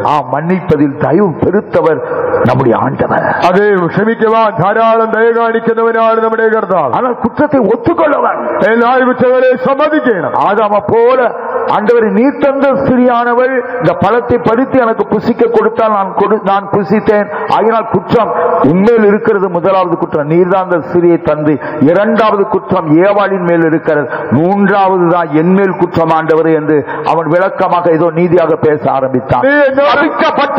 നീ എന്നോടുകൂടെ ഇരിപ്പാൻ തന്നതായ സ്ത്രീയാണ് എനിക്ക് ഫലം തന്നത്, ആകയാൽ ഇവളെ തന്നെ നീയാണ് ഒന്നാമത്തെ കുറ്റവാളി, രണ്ടാമത്തെ കുറ്റവാളി ഈ സ്ത്രീയാണ്, മൂന്നാമത്തേത് ഞാനാണെന്ന് അവൻ ഇസ്രായേൽ പറഞ്ഞു. അവൻ തന്റെ കുറ്റത്തെ മറച്ചു, അതുകൊണ്ട് ശപിക്കപ്പെട്ടു. நானும் நீங்களும் அநேக சமயங்கள் அப்படித்தான் நாம் செய்கிறது உண்டு. அநேக சந்தர்ப்பங்களில் ஞானும் നിങ്ങളും ഇങ്ങനെ ചെയ്തിരിക്കും. அவங்க அப்படி சொன்னாங்க, இவங்க அப்படி சொன்னாங்க, அதனால நான் அப்படி சொன்னேன். അവരിങ്ങനെ പറഞ്ഞു, ഇവരിങ്ങനെ പറഞ്ഞു, അതുകൊണ്ടാണല്ലോ ഞാനും അങ്ങനെ പറഞ്ഞത്. இல்லை, நம்முடைய குற்றங்கள் மன்னிக்கப்படாதபடி நாம் சபிக்கப்படுவதற்கு ஏதுவாக இருக்கும். அது நம்முடைய குற்றங்கள் ക്ഷമിക്കാതെ നാം ശപിക്കപ്പെടുവാൻ കാരണമായി. அவர்களுடைய குற்றங்களை பற்றி பேச போகாதீங்க. നാം മറ്റുള്ളവരുടെ കുറ്റങ്ങളല്ല പറയേണ്ടത്. நம்முடைய குற்றத்தை உணரக்கூடிய ஒரு தாழ்மையான இருதயத்தை கர்த்தர் நமக்கு தருவார். നമ്മുടെ കുറ്റങ്ങൾ മനസ്സിലാക്കത്തക്കതായ താഴ്മയുള്ള ഹൃദയം ദൈവം നമുക്ക് തരട്ടെ. முதலாவது நம்முடைய சுத்திகரிப்பு நம்முடைய குடும்பத்திலிருந்து ஆரம்பிக்கணும். ഒന്നാമതായി നമ്മുടെ ശുദ്ധീകരണം നമ്മുടെ കുടുംബത്തിൽ ആരംഭിക്കണം. குடும்பத்தில் கணவன் மனைவி நீங்கள் எப்படி இருக்கிறீர்கள்? കുടുംബത്തിൽ ഭാര്യ ഭർത്താക്കന്മാർ എങ്ങനെ ജീവിക്കുന്നു? ஒரு புருஷன் எப்படி இருக்க வேண்டும் என்று எபேசியர் 5ஆம் அதிகாரத்திலே பரிசுத்த பவுல் எழுதுகிறார். എഫേസ്യർ 5ആം അധ്യായത്തിൽ ഒരു ഭർത്താവ് എങ്ങനെ ഇരിക്കണമെന്ന് വിശുദ്ധ പൗലോസ് പറയുന്നു. உங்களுடைய மனைவியிடத்தில் அன்பு கூறுங்கள் என்று தேவனுடைய வசனம் சொல்லுகிறது. ദൈവവചനം പറയുന്നു, നിങ്ങളുടെ ഭാര്യമാരെ സ്നേഹിപ്പീൻ. அந்த அன்பு எப்படிப்பட்டதாக இருக்க வேண்டும் என்றும் தேவனுடைய வசனம் அங்கே சொல்லுகிறது. ആ സ്നേഹം എങ്ങനെ ഇരിക്കണമെന്ന് ദൈവവചനം പറയുന്നു. கிறிஸ்து சபையில் அன்பு கூர்ந்து அதற்காக தன்னையே ஒப்பு கொடுத்தது போல, ക്രിസ്തു സഭയെ സ്നേഹിച്ച് തന്നെത്താൻ അവർക്ക് വേണ്ടി ഏൽപ്പിച്ചതുപോലെ சபை என்று சொல்லுகிறது உங்களை என்னையும் காட்டுகிறது. സഭ എന്നത് എന്നെയും നിങ്ങളെയും കാണിക്കുന്നു. இது அந்த சபையிலே உன்னிலே என்னிலே கரை திரைகள் இருக்கிறது. ഈ സഭയായ എന്നിലും നിന്നിലും കറയും ചുളുക്കവുമുണ്ട്. கரையாகிய பாவ கரைகள் இருக்கிறது, പാപക്കറകളുണ്ട്. திரைகளாகிய பலவீனங்களும் நம்முடைய ஜீவிதத்தில் இருக்கு. ചുളുക്കമാകുന്ന ദൗർബല്യങ്ങൾ നമ്മുടെ ജീവിതത്തിലുണ്ട്. வயதாகிவிட்டால் சரீரத்தில் எல்லாம் சுருக்கங்கள் உண்டாகும். വാർദ്ധക്യമായി കഴിയുമ്പോൾ ശരീരത്തിൽ ചുളുക്കമുണ്ടാകും. அது சரீரத்தில் பலவீனப்பட்டு போனதை காண்பிக்கும். അത് ശരീരത്തിൽ ബലഹീനത വന്നതിനെ ஆவிக்குரிய ஜீவிதத்தில் பாவ கரைகளும் பலவீனங்களும் நம்முடைய ஜீவிதத்தில் காணப்பட்டுக் கொண்டிருக்கிறது. ആത്മിക ജീവിതത്തിൽ നമ്മുടെ ശരീരത്തിൽ പാപക്കറകളും ബലഹീനതകളും ഉണ്ട്. ஆனால் கிறிஸ்து நம்மிடத்தில் அன்பு கூறுகிறார். എന്നാൽ ക്രിസ്തു നമ്മെ സ്നേഹിക്കുന്നു. ஆக நம்முடைய பாவ கரைகள் நம்முடைய பலவீனங்கள் இவைகளை காணும்போது இனி எனக்கு வேண்டாம் என்று அவர் நம்மை ஒதுக்கி தள்ளுகிறது. എന്നാൽ നമ്മുടെ പാപക്കറകളോ നമ്മുടെ ബലഹീനതകളോ കാണുമ്പോൾ നിന്നെ എനിക്ക് വേണ്ട എന്ന് പറഞ്ഞ് നമ്മെ തള്ളിക്കളയും. மாறாக அவர் நம்மிடத்தில் அன்பு கூறுகிறபடியினால், അതിന് പകരം നമ്മെ സ്നേഹിക്കുന്നത് കൊണ്ട് தன்னுடைய ஜீவனை அவர் கொடுத்தார். തന്റെ ജീവനെ നൽകി பாவ கரைகள் நீக்கப்படும்படியாய் கல்வாரியிலே தன்னுடைய பரிசுத்த ரத்தத்தை சிந்தினார். പാപക്കറകൾ മാറ്റുവാൻ കാൽവരിയിൽ തന്റെ പാവന രക്തം ചിന്തി திரைகளாகிய அந்த பலவீனங்கள் நீக்கப்படும்படியாய் ചുളുക്കമാകുന്ന ദൗർബല്യങ്ങൾ മാറുവാൻ பிதாவிடத்திலிருந்து பரிசுத்த ஆவியை பெற்று நம்மேல் பொழிந்தருளி இருக்கு. പിതാവിൽ നിന്ന് പരിശുദ്ധാത്മാവിനെ പ്രാപിച്ച് നമ്മുടെ മേൽ പകർന്നു. அந்த அபிஷேகத்தால் பலப்படுத்தப்பட்டவர்களாய் பலவீனங்கள் நீங்கினவர்களாய் நாம் ஜீவிக்க அவர் தயவு செய்கிறார். ആ അഭിഷേകത്താൽ ബലം പ്രാപിച്ച് ബലഹീനതകൾ മാറിയവരായി ജീവിക്കുവാൻ അവൻ നമ്മോട് കരുണ കാണിക്കുന്നു. இதே போல புருஷன் மனைவியிடத்தை அன்பு கூற வேண்டும் என்று தேவனுடைய வசனம் சொல்றார். ഭർത്താവ് ഭാര്യ എങ്ങനെ സ്നേഹിക്കണമെന്ന് ദൈവവചനം പറയുന്നു. நீங்கள் எப்படி இருக்கிறீங்க? നിങ്ങൾ എങ്ങനെ உங்களுடைய மனைவியிடத்தில் நீங்கள் எப்படி இருக்கிறீங்க? നിങ്ങൾ ഭാര്യയോട് എങ്ങനെ ഇരിക്കുന്നു? கர்த்தர் உங்களுக்கு துணையாக தந்த அந்த மனைவியிடத்தில் நீங்கள் எப்படி இருக்கிறீங்க? കർത്താവ് നിങ്ങൾക്ക് തുണയായി തന്ന ഭാര്യയോട് എങ്ങനെ പെരുമാറുന്നു? உங்களுடைய மனைவியிடத்தில் எவ்வளவு குறை குற்றங்கள் இருக்கிறது. നിങ്ങളുടെ ഭാര്യയിൽ എത്രയോ കുറവുകൾ കുറ്റങ്ങളുണ്ട്. கரைகள் திரைகள் இருக்கிறது. കറയും ചുളുക്കവുമുണ്ട്. ஆனால் உங்களுடைய மனைவி எப்படி நேசிக்க வேண்டும் என்று கர்த்தர் சொல்லுகிறார். എന്നാൽ ഭാര്യ എങ്ങനെ സ്നേഹിക്കണമെന്നാണ് കർത്താവ് പറയുന്നത്. திரைகள் உள்ள சபையை எப்படி நேசித்து அன்பு கூர்ந்தாரோ அதே போல புருஷன் தன்னை மனைவியிடத்தில் அன்பு கூற வேணும் என்று சொல்லுகிறார். കറചുളുക്കമുള്ള സഭയെ കർത്താവ് സ്നേഹിച്ചതുപോലെ ഭർത്താവ് ഭാര്യയെ സ്നേഹിക്കണം. கர்த்தருடைய பரிசுத்த நாமத்துக்கு மகிமை உண்டாகட்டும். കർത്താവിന്റെ വിശുദ്ധ നാമം മഹത്വപ്പെടുമാറാകട്ടെ. எல்கானா அவனுடைய மனைவி பெயர் அன்னாள். എൽക്കാനായുടെ ഭാര്യയുടെ പേര് ഹന്ന. அவளுக்கு குழந்தை இல்ல, അവൾക്ക് മക്കളില്ല. அவன் அன்னாளை நேசித்தது உண்மைதான். അവൻ ഹന്നായെ സ്നേഹിച്ചത് വാസ്തവം. ஆனால் இன்னொரு பெண் பெண்ணினால் அவன் விவாகம் பண்ணி கொண்டான். എന്നാൽ മറ്റൊരു സ്ത്രീയെ പെനീനായി വിവാഹം കഴിച്ചു. ஏனென்றா எனக்கு குழந்தைகள் வேண்டும், എന്തുകൊണ്ടെന്നാൽ എനിക്ക് മക്കൾ വേണം. ஆனால் அதே நேரத்தில் ஈசாக்கு எடுத்துக்கொள்ளுங்க. എന്നാൽ ഇസ്ഹാക്കിനെ നോക്കുക. அவன் மனசாட்சியின் காலத்தில் ஜீவித்த ஒரு தேவனுடைய மனுஷன். അവൻ മനസ്സാക്ഷി കാലത്ത് ജീവിച്ച ദൈവപുരുഷൻ. அவன் ரெபெக்காளை விவாகம் பண்ணி இருந்தான். അവൻ റിബേക്ക വിവാഹം കഴിച്ചിരുന്നു. அவளுக்கு பிள்ளை இல்ல. അവൾക്ക് മക്കളില്ലായിരുന്നു. 1 வருஷம் 2 வருஷம் 3 வருஷம் 5 வருஷம் 10 வருஷம் இப்படி போய்கொண்டே இருக்க இருக்கிறது. 1, 2, 3, 5, 10 ഇങ്ങനെ ആണ്ടുകൾ കടന്നുപോയി. ஈசாக்குடைய 40வது வயதில் தான் இந்த விவாகம் நடந்தது. ഇസാക്കിന് 40 വയസ്സുള്ളപ്പോഴാണ് കല്യാണം നടന്നത്. அந்த மனசாட்சியின் காலத்தில் அவன் எத்தனையோ பெண்களை விவாகம் பண்ணி இருக்கலாம். ആ മനസാക്ഷി കാലത്ത് എത്രയോ സ്ത്രീകളെ വിവാഹം കഴിക്കാമായിരുന്നു. அவனுடைய தகப்பனாகிய ஆபிரகாமை எடுத்துக்கொண்டான். അവന്റെ അപ്പനായ അബ്രഹാമിനെ നോക്കിയാൽ அவனுக்கு சாராள் மனைவியாக இருந்தார். സാറാ ഭാര്യയായിരുന്നു. சாராள் கொடுத்த அந்த எய்த்து அடிமை பெண் ஆகார் மனைவியாக இருந்தார். ആ സാറാ നൽകിയതായ മിസ്രൈമിയ ദാസി സ്ത്രീ ഹാഗാർ ഭാര്യയായിരുന്നു. பிற்பாடு கேத்துராள் கூட மனைவியாக இருந்ததாக வேதத்தில் வாசிக்கிறோம். പിന്നീട് കെതൂരയെ വിവാഹം കഴിച്ചതായി നാം വായിക്കുന്നു. அந்த ஆபிரகாமுடைய மகன் தான் ஈசாக்கு. ആ അബ്രഹാമിന്റെ മകനാണ് ഇസ്ഹാക്ക്. ஆனா தேவனுடைய வசனத்தின்படி தன்னுடைய மனைவிய உண்மையாக நேசிச்சான். എന്നാൽ ദൈവവചന പ്രകാരം തന്റെ ഭാര്യ ആത്മാർത്ഥമായി സ്നേഹിച്ചു. தன்னுடைய மனைவிக்கு பிள்ளை இல்ல, തന്റെ ഭാര്യയ്ക്ക് മക്കളില്ല, அவளுக்கு மலடியாக இருக்கிறாள். അവൾ മച്ചിയായിരുന്നു. அந்த குறை நிமித்தம் அவன் அவளை தள்ளிவிடலாம். ആ കുറവ് നിമിത്തം അവളെ കളയാമായിരുന്നു. இன்னும் பல பெண்களை விவாகம் பண்ணிக்கொள்ளலாம். മറ്റ് സ്ത്രീകളെ വിവാഹം കഴിക്കാമായിരുന്നു. சமுதாயம் அதை ஏற்றுக்கொள்ளக்கூடியதாக இருக்கும். സമൂഹം എന്നത് അംഗീകരിക്കുമായിരുന്നു. ஆனால் ஈசாக்கு அப்படி செய்யல. എന്നാൽ ഇസ്ഹാക്ക് അങ്ങനെ ചെയ്തില്ല. தன்னுடைய மனைவிக்காக ஜெபிக்கிறான். തന്റെ ഭാര്യയ്ക്കായി പ്രാർത്ഥിച്ചു. வேதம் அப்படித்தான் சொல்லுகிறது. ദൈവവചനം അങ്ങനെ പറയുന്നു. ஜெபிக்கிறான் 20 வருடங்களாக ஜெபித்தான். അവൻ പ്രാർത്ഥിച്ച് 20 ആണ്ടുകൾ പ്രാർത്ഥിച്ചുകൊണ്ടിരുന്നു. அவனுடைய 60வது வயதில் தான் ரெபெக்காள் அவனுக்கு பிள்ளையை பெற்றுக் கொடுத்தாள். 60ാമത്തെ വയസ്സിലാണ് റിബേക്ക അവന് മക്കളെ പ്രസവിച്ചത്. 2 பிள்ளைகளை பெற்றுக் கொடுத்தாள். 2 പുത്രന്മാരെ പ്രസവിച്ചു. 2 ஆண் மக்களை ஒரே பிரசவத்தில் பெற்றுக் ഒറ്റ கொடுத்தாள். പ്രസവത്തിൽ 2 പുത്രന്മാർ. ஒருவன் பெயர் ஏசா, ഒരുവന്റെ പേര് ഏശാവ്, இன்னொருவன் பெயர் யாக்கோப். മറ്റൊരുവന്റെ പേര് യാക്കോബ്. பாருங்க, നോക്കുക, ஈசாக்கு தன்னுடைய மனைவி மேல் வைத்த அன்பு எவ்வளவு உண்மையான அன்பு. ഇസ്ഹാക്ക് തന്റെ ഭാര്യയുടെ മേൽ എത്ര ആത്മാർത്ഥ സ്നേഹം കാണിച്ചു. அவளுக்கு குறைவு இருந்தது, അവളിൽ കുറവുകൾ அவள் ഉണ്ടായിരുന്നു. மலடியாக இருந்தாள், അവൾ മച്ചിയായി, அவளுக்கு பிள்ளை இல்லாமல் இருந்தது. മക്കളില്ലാതിരുന്നു. அந்த நாட்களில் உள்ள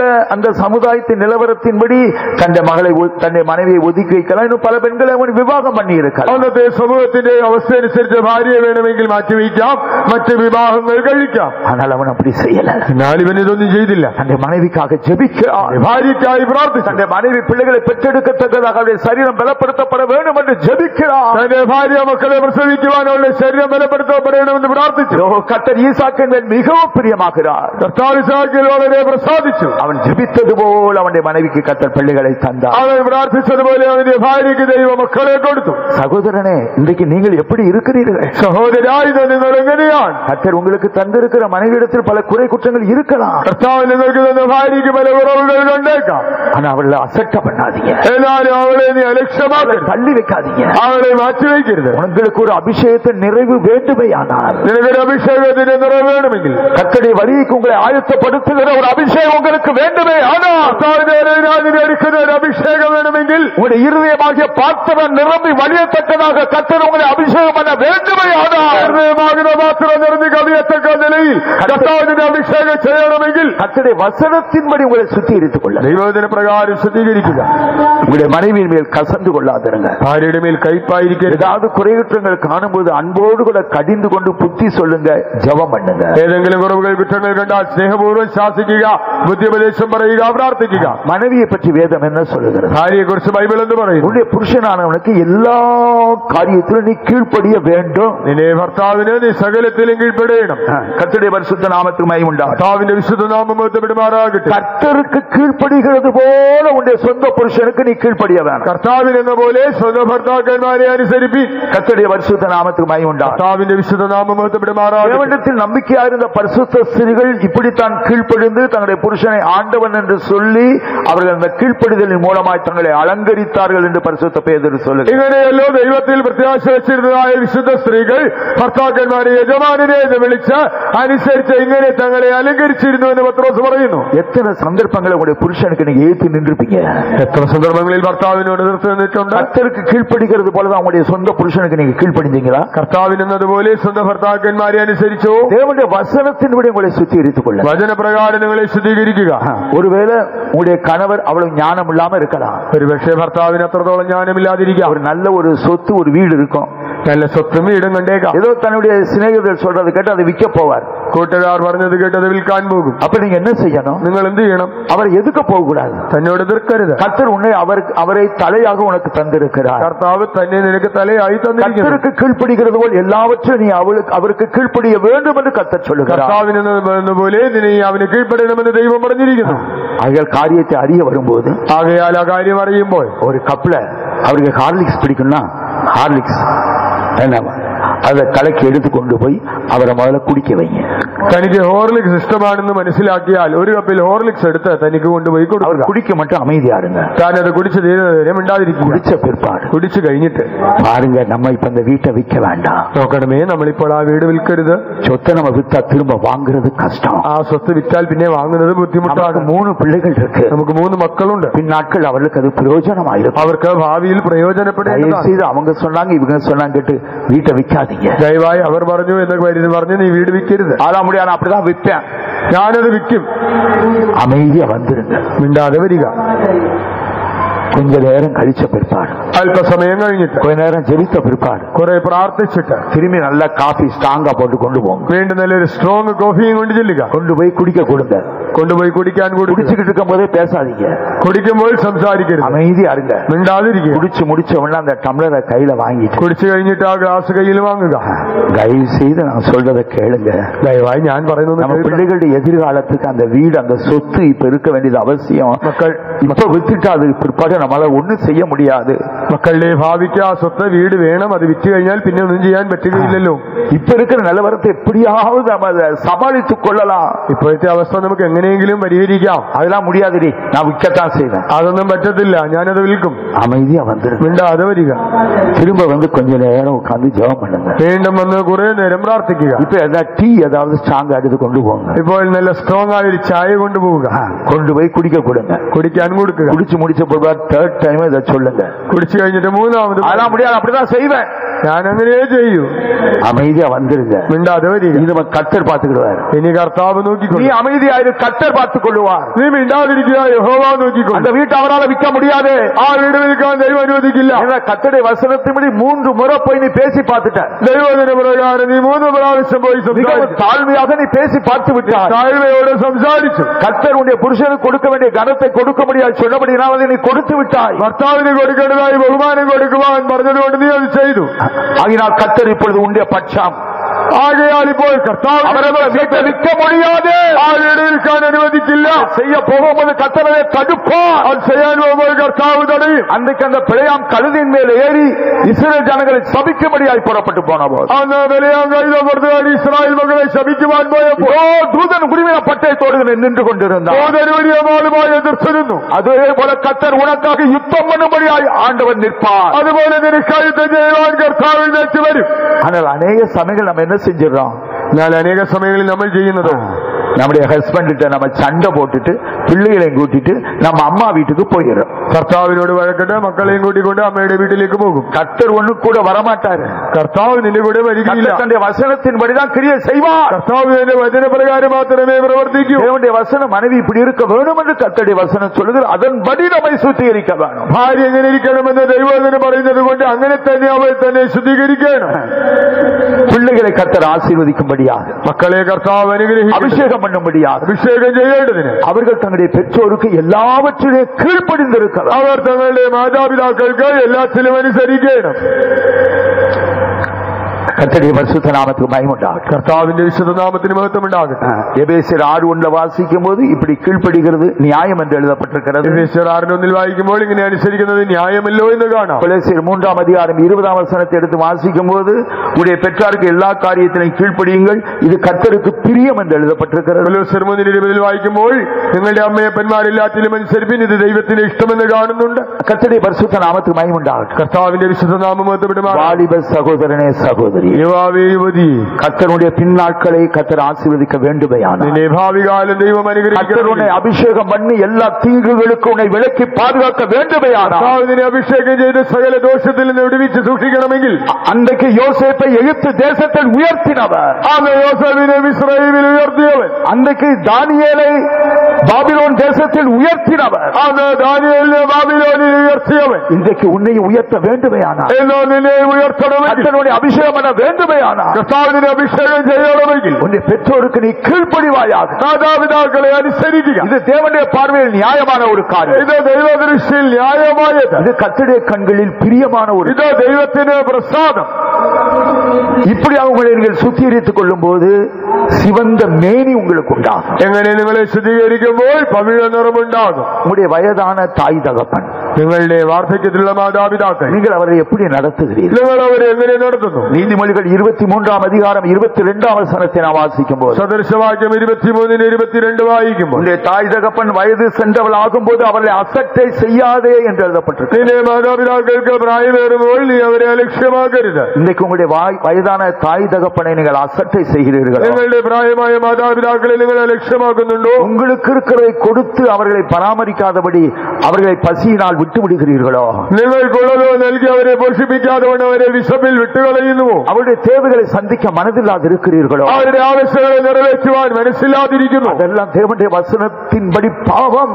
ഇതെല്ലാം തിരുവചന പ്രകാരം പാപം. இவைகளெல்லாம் இருந்தால் நம்முடைய ஜீவிதத்தில் எப்படி சிவந்த ஒரு சரீரம் நமக்கு உண்டாகும்? ഇതെല്ലാം ഉണ്ടെങ്കിൽ എങ്ങനെ ജീവിതത്തിൽ ഒരു പവിഴ നിറമുണ്ടാകും? பரிசுத்த ரத்தத்தால் பாவங்கள கழுவி நாம் சுத்திகரிக்கப்படுவோமாக.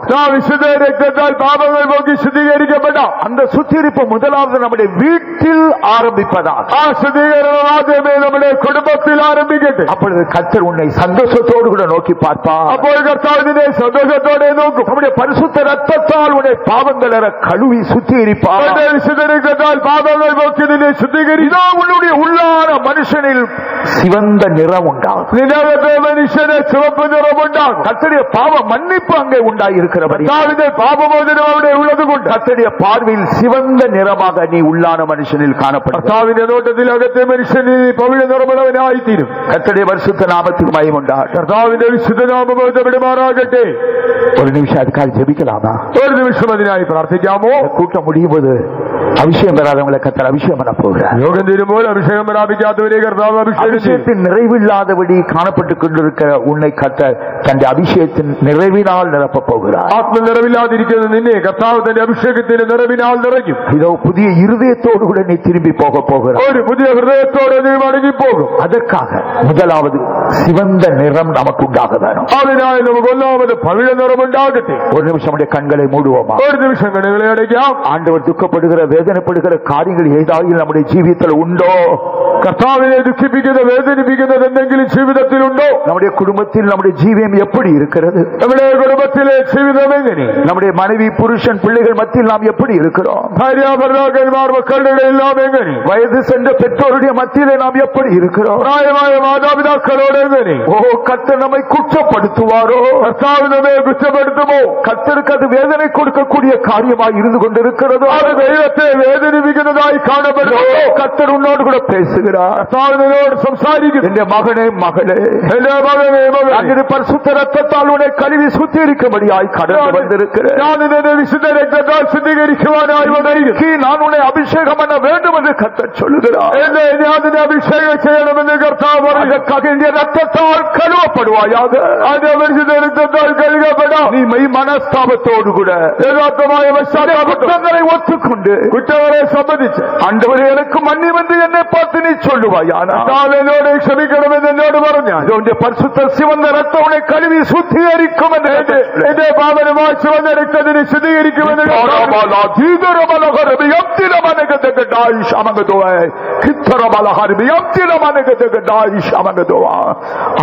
கர்த்தர் கிருபையுள்ளவராய் கடந்து வந்திருக்கிறார். കൃപയുള്ളവനായി ഇവിടെ വന്നിട്ടുണ്ട്. இதோ உன்னுடைய மனஸ்தாபத்தை கர்த்தர் காண்கிறார். അവന്റെ അനുതാപത്തെ കണ്ടു. இதோ கர்த்தருடைய ரத்தம் இதோ உண்மையில் அது மேலே அது வடிந்து கொண்டிருக்கிறது. യേശുവിന്റെ രക്തം നിന്റെ മേൽ ഒഴുകി വരും. ஓ, பாவம் உன்னை கருப்பு நிறமாக மாற்றி இருந்தது. പാപത്തിനെ കറുത്തവനായി മാറ്റി. உன்னை உள்ளான மனுஷன் கருத்தவனாக இருந்தார். ഇതിനകത്തെ മനുഷ്യൻ കറുത്തവനായി. ஆனால் ஆண்டவருடைய ரத்தம் உண்மையில் பொழியப்படுகிற இந்த நேரத்தில் എന്നാൽ യേശുവിന്റെ രക്തത്തിന് മേൽ ஆண்டவருடைய ரத்தம் உண்மையில் இதோ வழிந்து கொண்டிருக்கிறது. രക്തത്തിന് മേൽ ഒഴുകുന്നു. இதோ உன்னுடைய உள்ளான மனுஷன் இப்பொழுது சிவந்த நிறமாக மாறிக்கொண்டிருக்கிறார். ഇതിനകത്തെ മനുഷ്യൻ ചുവന്ന നിറമുള്ളവനായി. கர்த்தர் கிருபையாய் பாவங்களை உன்னை கழுவி കർത്താവ് കൃപയാൽ നിന്റെ പാപങ്ങൾ നോക്കി ശുദ്ധീകരിക്കുന്നു. அல்லேலூயா, ഹല്ലേലൂയ. கர்த்தருடைய பரிசுத்த நாமத்துக்கு மகிமை உண்டாகட்டும். കർത്താവിന്റെ വിശുദ്ധ നാമം പെടുമാറാകട്ടെ. நான் விசுவாசிக்கிறேன், நம்ம எல்லாருக்குள்ளும் உள்ளான மனுஷன் சிவந்த நிறமா இருக்கான்னு விசுவாசி. നമ്മുടെ എല്ലാവരുടെ അകത്തെ മനുഷ്യൻ ചുവന്ന നിറമുള്ളവനെന്ന് ഞാൻ വിശ്വസിക്കുന്നു.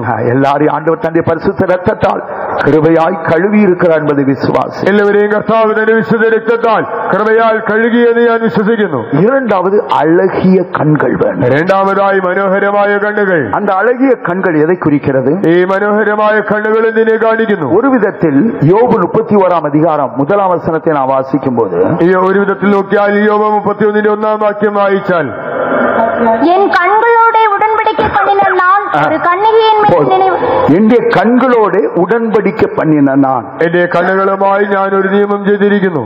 அதாவது கண்கள் அழகிய கண்கள் கண்கள் உடன்படிக்கையை காண்பிக்கிறது. அழகிய கண்கள் என்று சொல்லும்போது கர்த்தர் பிரியப்படுகிற ഉടമ്പടിക്കയെ നാം ചെയ്യുന്നதை കാട്ടുகிறது. കണ്ണുകൾ എന്നത് നിയമത്തെ കാണിക്കുന്നു. മനോഹരമായ കണ്ണുകൾ എന്നത് ദൈവം പ്രസാദിക്കുന്നതായി നിയമം ചെയ്യുന്നതിനെ കാണിക്കുന്നു. എന്റെ കണ്ണുകളോടെ ഉടമ്പടിക്ക പണിന എന്റെ കണ്ണുമായി നിയമം ചെയ്തിരിക്കുന്നു. കർത്തരുടെ പരിശുദ്ധ നാമത്തിന് മഹിമയുണ്ടാകട്ടെ. കർത്താവിന്റെ വിശുദ്ധ നാമം മഹത്വപ്പെടുമാറാകട്ടെ. കർത്താവിന്റെ അഭിഷേകത്തിന്റെ നിറവ് നമുക്ക് വേണ്ടുമയാണ്. നമുക്ക് പരിശുദ്ധാത്മാവിന്റെ നിറവ് വേണമെങ്കിൽ നാം പണ്ണ വേണ്ടിയ ഉടമ്പടിക്കകൾ വേദത്തിലെ ചൊല്ലപ്പെട്ടിരിക്കുന്നു. നാം ചെയ്യേണ്ടതായ നിയമങ്ങളെ കുറിച്ച് ബൈബിൾ പറഞ്ഞിരിക്കുന്നു. കർത്തരുടെ പരിശുദ്ധ നാമത്തിന് മഹിമയുണ്ടാകട്ടെ. കർത്താവിന്റെ വിശുദ്ധ നാമം മഹത്വപ്പെടുമാറാകട്ടെ. அதை பழைய ஏற்பாட்டிலே மூன்றாக நாம் வாசிக்கிறோம். പഴയ നിയമത്തിൽ മൂന്നായി കാണുന്നു. ஆனால் புதிய ஏற்பாட்டில் அதை ஒன்றாக சொல்லப்பட்டிருக்கிறது. പുതിയ നിയമത്തിൽ ഒന്നായി പറഞ്ഞിരിക്കുന്നു. பழைய ஏற்பாட்டில் நாம் வாசிக்கும் போது 2 நாளாகமம் 15ஆம் அதிகாரத்தை எடுத்து வாசிக்கும் போது 2 ദിനവൃത്താന്തം 15ആം അധ്യായം വായിക്കുമ്പോൾ 12-13 வசனங்களில் இப்படியாக ராஜாவும் ஜனங்கள் உடன்படிக்கை செய்கிறதாக நாம் பார்க்கிறோம். 12-13 വാക്യങ്ങളിൽ രാജാവും ജനങ്ങളും ഇങ്ങനെ നിയമം ചെയ്യുന്നത് കാണാം. പിന്നെ അവർ തങ്ങളുടെ പിതാക്കന്മാരുടെ ദൈവമായ യഹോവയെ പൂർണ്ണ ഹൃദയത്തോടും പൂർണ്ണ മനസ്സോടും കൂടെ അന്വേഷിച്ചു കൊള്ളാമെന്നും ചെറിയവനോ വലിയവനോ പുരുഷനോ സ്ത്രീയോ ആരായാലും ഇസ്രായേലിന്റെ ദൈവമായ യഹോവയെ അന്വേഷിക്കാത്തവർ മരണശിക്ഷ അനുഭവിക്കണമെന്നും ഒരു നിയമം ചെയ്തു. தங்கள் பிதாக்களின் தேவனாகிய கர்த்தரை தங்கள் முழு இருதயத்தோடும் தங்கள் முழு ஆத்துமாவோடும் தேடுவோம் என்றும் சிறியோர் பெரியோர் ஸ்திரீ புருஷர் எல்லாரிலும் இஸ்ரவேலின் தேவனாகிய கர்த்தரை தேடாதவன் எவனோ அவன் கொலை செய்யப்பட வேண்டும் என்றும் ஒரு உடன்படிக்கை செய்து ஒரு உடன்படிக்கை செய்யறாங்க. അവിടെ ഒരു നിയമം ചെയ്തു. உடன்படிக்கை என்று சொல்கிறது கண். നിയമം എന്നത് കണ്ണ്. நல்ல தேவனுக்கு பிரியமான உடன்படிக்கை செய்கிறது அழகிய கண். ദൈവത്തിന് പ്രസാദമുള്ള നല്ല നിയമം ചെയ്യുന്നത് മനോഹരമായ കണ്ണ്. பாருங்க, ராஜாவும் ஜனங்களும் தேவனை முழு இருதயத்தோடும் முழு ஆத்துமாவோடும் நாங்கள் தேடுவோம் என்று உடன்படிக்கை பண்றாங்க. പൂർണ്ണ ഹൃദയത്തോടും പൂർണ്ണ മനസ്സോടും കർത്താവിനെ അന്വേഷിക്കുമെന്ന് നിയമം ചെയ്തു. அதே 2 நாளாகமம் 23ஆம் அதிகாரம் 16ஆம் வசனத்தை எடுத்து வாசிக்கும் போது 2 ദിനവൃത്താന്തം 23:16 അനന്തരം യഹോയാദ തങ്ങൾ യഹോവയുടെ ജനമായിരിക്കുമെന്ന് താനും സർവ്വജനവും രാജാവും തമ്മിൽ ഒരു നിയമം ചെയ്തു. அப்பொழுது யோய்தா தாங்கள் கர்த்தருடைய ஜனமாய் இருக்கும்படிக்கு தானும் சகல ஜனங்களும் ராஜாவும் உடன்படிக்கை பண்ணிக்கொள்ளும்படி செய்தான். யோய்தா என்கிற ஆசாரியன் ராஜாவையும் ஜனத்தையும் ஒரு உடன்படிக்கைக்குள்ளே கொண்டு வருகிறார். യഹോയാദാ എന്ന പുരോഹിതൻ രാജാവിനെയും ജനത്തെയും ഒരു നിയമത്തിലേക്ക് കൊണ്ടുവരുന്നു. அது என்ன உடன்படிக்கை? ആ നിയമം എന്തായിരുന്നു? நாங்கள் கர்த்தருடைய ஜனமாக இருப்போம், ഞങ്ങൾ യഹോവയുടെ ജനമായിരിക്കും. அப்படி ஒரு நல்ல உடன்படிக்கை ஆகினால் அழகான கண்கள். അങ്ങനെ ഒരു നല്ല നിയമം ആകിയാൽ മനോഹരമായ കണ്ണ്. அதே 2 நாளாகமம் 34ஆம் அதிகாரம் 31-32 வசனங்களை வாசிக்கும் போது അതേ 2 ദിനവൃത്താന്തം 34, 31, 32 വാക്യങ്ങളിൽ രാജാവ് തന്റെ സ്ഥാനത്ത് നിന്നുകൊണ്ട് താൻ യഹോവയെ അനുസരിക്കുകയും അവന്റെ കൽപ്പനകളും സാക്ഷ്യങ്ങളും ചട്ടങ്ങളും പൂർണ്ണ ഹൃദയത്തോടും പൂർണ്ണ മനസ്സോടും കൂടെ പ്രമാണിച്ച് നടക്കുകയും ഈ പുസ്തകത്തിൽ എഴുതിയിരിക്കുന്ന നിയമത്തിന്റെ വചനങ്ങൾ ആചരിക്കുകയും ചെയ്യുമെന്ന് യഹോവയുടെ മുൻപാകെ ഒരു നിയമം ചെയ്തു. യെരുശലേമിലും ബെന്യാമീനിലും ഉണ്ടായിരുന്നവരെയൊക്കെയും അവൻ അതിൽ യോജിപ്പിച്ചു. കർത്താവിന്റെ വിശുദ്ധ നാമം മഹത്വപ്പെടുമാറാകട്ടെ. ராஜா என்ன செய்யறான்? யோசியா ராஜா தன்னுடைய முழு இருதயத்தோடும் தன்னுடைய முழு ஆத்மாவோடும் அவருடைய கற்பனைகளையும் அவருடைய சாட்சிகளையும் கை கொள்ளுவேன் என்று கர்த்தருடைய சந்நிதியில் தான் உடன்படிக்கை பண்ணினது மாத்திரமல்ல, எருசலேமிலும் பென்யமீனிலும் காணப்பட்ட யாவரையும் இந்த உடன்படிக்கைக்குள்ளே உட்படுத்தினான் என்று വാസിക്കും. താൻ പൂർണ്ണ മനസ്സോടും പൂർണ്ണ ഹൃദയത്തോടും യഹോവയുടെ കൽപ്പനകളും ചട്ടങ്ങളും പ്രമാണിക്കുമെന്ന് താൻ തീരുമാനിച്ചത് മാത്രമല്ല, യെരുശലേമിലും ബെന്യാമീനിലും ഉണ്ടായിരുന്നവരെ അവൻ അതിൽ യോജിപ്പിച്ചു. இந்த உடன்படிக்கை தான் கர்த்தருக்கு மிகவும் பிரியமான உடன்படிக்கை. ഈ നിയമമാണ് ദൈവത്തിന് വളരെ പ്രസാദമുള്ളതായ നിയമം. முழு இருதயத்தோடும் முழு ஆத்மாவோடும் உம்மை நாங்கள் தேடுவோம் ஆண்டவரே. പൂർണ്ണ മനസ്സോടും പൂർണ്ണ ഹൃദയത്തോടും കർത്താവേ ഞങ്ങൾ നിന്നെ അന്വേഷിക്കും. நாங்கள் உம்முடைய ஜனமாக இருப்போம் ஆண்டவரே. ഞങ്ങൾ നിന്റെ ജനമായിരിക്കും. நாங்கள் உம்முடைய கற்பனைகளையும் உம்முடைய சாட்சிகளையும் கைக்கொள்வோம் ஆண்டவரே. ഞങ്ങൾ നിന്റെ കൽപ്പനകളും ചട്ടങ്ങളും സാക്ഷ്യങ്ങളും പ്രമാണിക്കും. இந்த இப்படிப்பட்ட உடன்படிக்கைகள் கர்த்தருக்கு மிகவும் பிரியமானது ஆகியனால் தான் அழகான கண்கள். ഇങ്ങനെയുള്ളതായ നിയമം ദൈവത്തിന് വളരെ പ്രസാദമായതുകൊണ്ട് മനോഹരമായ കണ്ണുകൾ. கண்கள். கர்த்தருடைய வேதத்தில் புதிய ஏற்பாட்டில் இது ஒன்றாக அங்கே சொல்லப்பட்டிருக்கிறது. എന്നാൽ പുതിയ നിയമത്തിൽ ഇതിനെ ഒരു കാര്യമായി പറഞ്ഞിരിക്കുന്നു. அப்போஸ்தலர் நடபடிகள் 5ஆம் அதிகாரம் 32ஆம் வசனத்தை எடுத்து நான் வாசிக்கும் போது അപ്പോസ്തല പ്രവൃത്തി 5:32 വായിക്കുമ്പോൾ தேவன் தமக்கு கீழ்ப்படுகிறவர்களுக்கு தந்தருளின பரிசுத்தாவி என்று நான் வாசிக்கிறேன். ദൈവം തന്നെ അനുസരിക്കുന്നവർക്ക് നൽകുന്ന പരിശുദ്ധാത്മാവ്. ഈ വസ്തുതയ്ക്ക് ഞങ്ങളും ദൈവം തന്നെ അനുസരിക്കുന്നവർക്ക് നൽകിയ പരിശുദ്ധാത്മാവും സാക്ഷികളാകുന്നു എന്ന് ഉത്തരം പറഞ്ഞു. இந்த சங்கதிகளை குறித்து நாங்கள் அவருக்கு சாட்சிகளாயிருக்கிறோம்.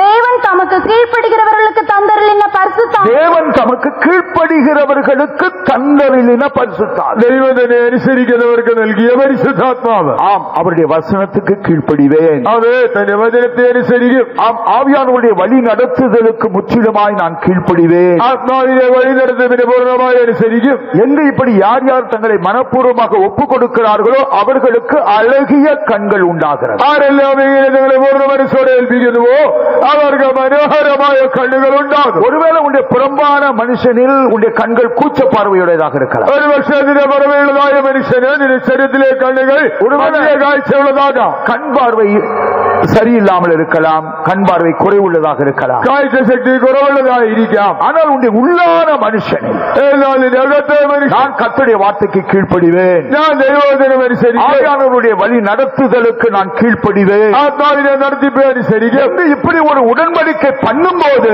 ഇങ്ങനെ ഒരു നിയമം ചെയ്യുമ്പോൾ நமக்கு அபிஷேகத்தை தந்தருளுகிறார். അഭിഷേകത്തെ നൽകുന്നു. ஆகினால் தந்த அழகிய கண்கள் உங்களுக்கு எனக்கு அவசியம். ആകയാൽ എനിക്ക് നിങ്ങൾക്ക് ഈ മനോഹരമായ കണ്ണുകൾ ആവശ്യം. அதுக்காக நம்ம ஜெபிக்கலாமா? അതിനായി പ്രാർത്ഥിക്കാമോ? ஆண்டவரே, இந்த நேரம் ஒரு உடன்படிக்கை பண்ற ஆண்டவரே, ഞാനിപ്പോൾ ഒരു നിയമം எனக்கு உள்ளான மனுஷன் நல்ல அழகிய கண்கள் வேணும் ஆண்டவரே. എനിക്ക് അകത്തെ മനുഷ്യന് മനോഹരമായ കണ്ണുകൾ വേണം. அப்படியானால் தன் எழுந்து இவனை அபிஷேகம் பண்ணு சொல்லுவீர் ஆண்டவரே. അങ്ങനെയെങ്കിൽ എഴുന്നേറ്റവനെ അഭിഷേകം ചെയ്യുക എന്ന് പറയും. இப்பொழுது நான் உடன்படிக்கை பண்றேன் ஆண்டவரே. ആകയാൽ ഞാനിപ്പോൾ നിയമം ചെയ്യുന്നു. அது உமக்கு பிரியமான உடன்படிக்கை. അത് നിനക്ക് പ്രസാദമുള്ള നിയമം. அப்படியானது எனக்கு கண்கள் அழகிய கண்களாக உள்ளான மனுஷனுக்கு உண்டாயிருக்கும். കർത്താവേ, അങ്ങനെയെങ്കിൽ എന്റെ അകത്തെ മനുഷ്യന് മനോഹരമായ കണ്ണുകൾ ഉണ്ടാകും. உடன்படிக்கை பண்ணலாமா? നിയമം ചെയ്യാമോ? நான் சொல்ல சொல்லுவீங்களா? ഞാൻ പറയുന്നത് நான் தமிழ்ல சொல்லுவேன், நீங்க எப்படி சொல்லுவீங்க? ഞാൻ തമിഴിൽ പറയുമ്പോൾ നിങ്ങൾ എങ്ങനെ പറയും? ஆனா சரி, நான் சொல்ற காரியத்தை நல்ல வாயை திறந்து உங்களுடைய எது மதட்டன் அதுல நீங்க நல்ல தெளிவா சொல்லிருங்க. ஏசப்பா கேட்டுக்கிட்டே இருக்கிறாரு. உங்க கிட்டத்துல இல்ல, യേശു നിങ്ങളുടെ അടുക്കലില്ലേ? ഞാൻ തമിഴിൽ പറയുമ്പോൾ നിങ്ങളുടെ മാതൃഭാഷയിൽ വ്യക്തമായി നിങ്ങളത് പറയുക. ஆண்டவர் தன்னுடைய வசனத்தின்படிதான் கிரியை செய்வார். കർത്താവ് തന്റെ വചനപ്രകാരമാണ് പ്രവർത്തിക്കുക. சரீரம் அழகிய கண்ணு நல்ல ரூபம் இருந்ததுன்னா அபிஷேகம் பண்ணிடுறாரு. இன்னைக்கு പഴയ നിറവും സുനേത്രനും ഗോപനരുവിയുമായിരുന്നാൽ എന്നതിനെ അഭിഷേകം ചെയ്യും.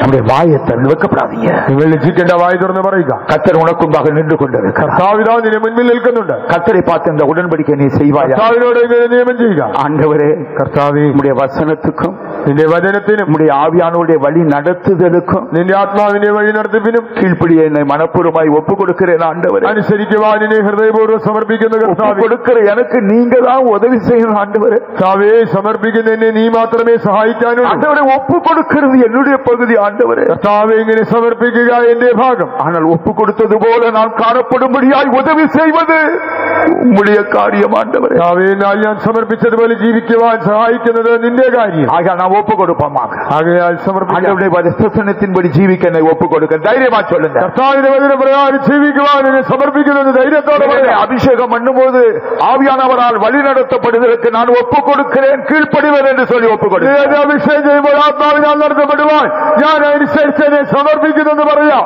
அபிஷேகத்தை கர்த்தர் உனக்கு தந்தபோது தந்த பிற்பாடு உன்னை வழி நடத்த அவர் மிகவும் விரும்புவார். നിനക്ക് അഭിഷേകം തന്നിട്ട് നിന്നെ നടത്തുവാൻ അവൻ ആഗ്രഹിക്കും. ஏனென்றால் எவர்கள் தேவனுடைய ஆவியினால் வழி நடத்தப்படுகிறார்களோ அவர்களை தேவனுடைய புத்திரர் என்று ரோமர் 8 வாசிக்கிறோம். റോമാലേഖനത്തിൽ വായിക്കുന്ന ദൈവാത്മാവ് നടത്തുന്നവർ ഏവരും ദൈവത്തിന്റെ പുത്രന്മാർ. ஆகையால் அபிஷேகம் பெற்றுக்க ஏதோ ரெண்டு அந்நிய பாஷைகளை பேசுவதற்காக மாத்திரமல்ல, അഭിഷേകം പ്രാപിച്ചത് ചില അന്യഭാഷകൾ പറയുവാൻ വേണ്ടി മാത്രമല്ല, பெற்ற உன்னை கர்த்தர் வழி நடத்த விரும்புகிறார். അഭിഷേകം പ്രാപിച്ചതിനെ കർത്താവ് നടത്തുവാൻ ആഗ്രഹിക്കുന്നു. சகல சத்தியத்துக்குள்ள வழி நடத்த விரும்புகிறார். സകല സത്യത്തിനെ വഴി നടത്തുവാൻ ആഗ്രഹിക്കുന്നു. அதற்கு நீ ஒப்பு கொடுத்தால் தான் அவருக்கு அப்படி செய்ய முடியும். അതിനായി ഇതിനെ സമർപ്പിച്ചാൽ അവനങ്ങനെ ചെയ്യും. அவர் எதையும் பலவந்தம் பண்ணுகிறவர் அல்ல. അവനൊന്നും നിർബന്ധിക്കുന്നില്ല. அதனால் தான் உடன்படிக்கை பண்ணுவோமாக. ആകയാൽ നിയമം ചെയ്യാം. ஆண்டவரே, உம்முடைய வசனத்துக்கு கீழ்ப்படி என்னை ஒப்புக் கொடுக்கிறேன். ஒப்புக்கொடுக்கிறேன். അനുസരിക്കുവാൻ എന്നെ സമർപ്പിക്കുന്നു. ஆண்டவரே, ஆவியானவர் என்னை வழிநடத்த என்னை ஒப்புக்கொடுக்கிறேன். ஆண்டவரே, നടത്തുവാൻ ഞാൻ എന്നെ സമർപ്പിക്കുന്നു. அவருடைய வாயை திறந்து நாம் தைரியமா சொல்லுவோமா? വായ് തുറന്ന് ധൈര്യത്തോടെ പറയാ, நீ ஒப்புக்கொடுக்க வேண்டியது உன்னுடைய பகுதி. നീ സമർപ്പിക്കുക നിന്റെ കടമ. ஒரு சுயாதீன சித்தத்தை கர்த்தர் உனக்கு தந்திருக்கிறபடி നിനക്ക് സ്വതന്ത്ര ഇച്ഛാശക്തി തന്നതുകൊണ്ട് நீ ஒப்பு கொடுத்தால் தான் ஆண்டவர் உனக்கு உதவி செய்ய முடியும். സമർപ്പിച്ചാലേ കർത്താവ് നിന്നെ സഹായിക്കും. ஆகையால் வாயை திறந்து தைரியமாய் ஒப்பு கொடுப்போம். ആകയാൽ വായ് തുറന്ന് வசனத்துக்கு கீழ்ப்படி என்னை അനുസരിക്കുവാൻ സമർപ്പിക്കുന്നു. ஆவியானுடைய வழி நடத்துதலுக்கும் கீழ்ப்படியும்படியாய் என்னை ஒப்பு கொடுக்கிறேன். ദൈവാത്മാവിന്റെ വഴി കാണിക്കൽ കീഴ്പ്പടിയുവാൻ സമർപ്പിക്കുന്നു. இதை ஒப்பு கொடுக்கிற உனக்கு இதோ அழகிய கண்கள் உண்டாகி கொண்டிருக்கிறது. സമർപ്പിക്കുന്നത് നിനക്ക് മനോഹരമായ കണ്ണുകളോ, அந்த சிவந்த அந்த சரீரத்தில் இப்பொழுது அழகிய கண்கள் உண்டாகி கொண்டிருக்கிறது. ആ പവിഴ നിറമുള്ള ശരീരത്തിൽ മനോഹരമായ കണ്ണുകൾ. அல்லேலூயா, ഹല്ലേലൂയ. மூன்றாவதாக நல்ல ரூபம். മൂന്നാമതായി കോമള രൂപം. அவனுக்கு சிவந்த மேனி, இரண்டாவது அழகிய கண்கள், மூன்றாவது நல்ல ரூபம் அவனுக்கு உண்டாய். പവിഴ നിറമുള്ളവൻ, സുനേത്രൻ, കോമള രൂപി. நல்ல ரூபம் என்று சொல்லும்போது அது சுபாவத்தை காட்டுகிறது. ഈ കോമള രൂപം എന്നത് സ്വഭാവത്തെ കാണിക്കുന്നു.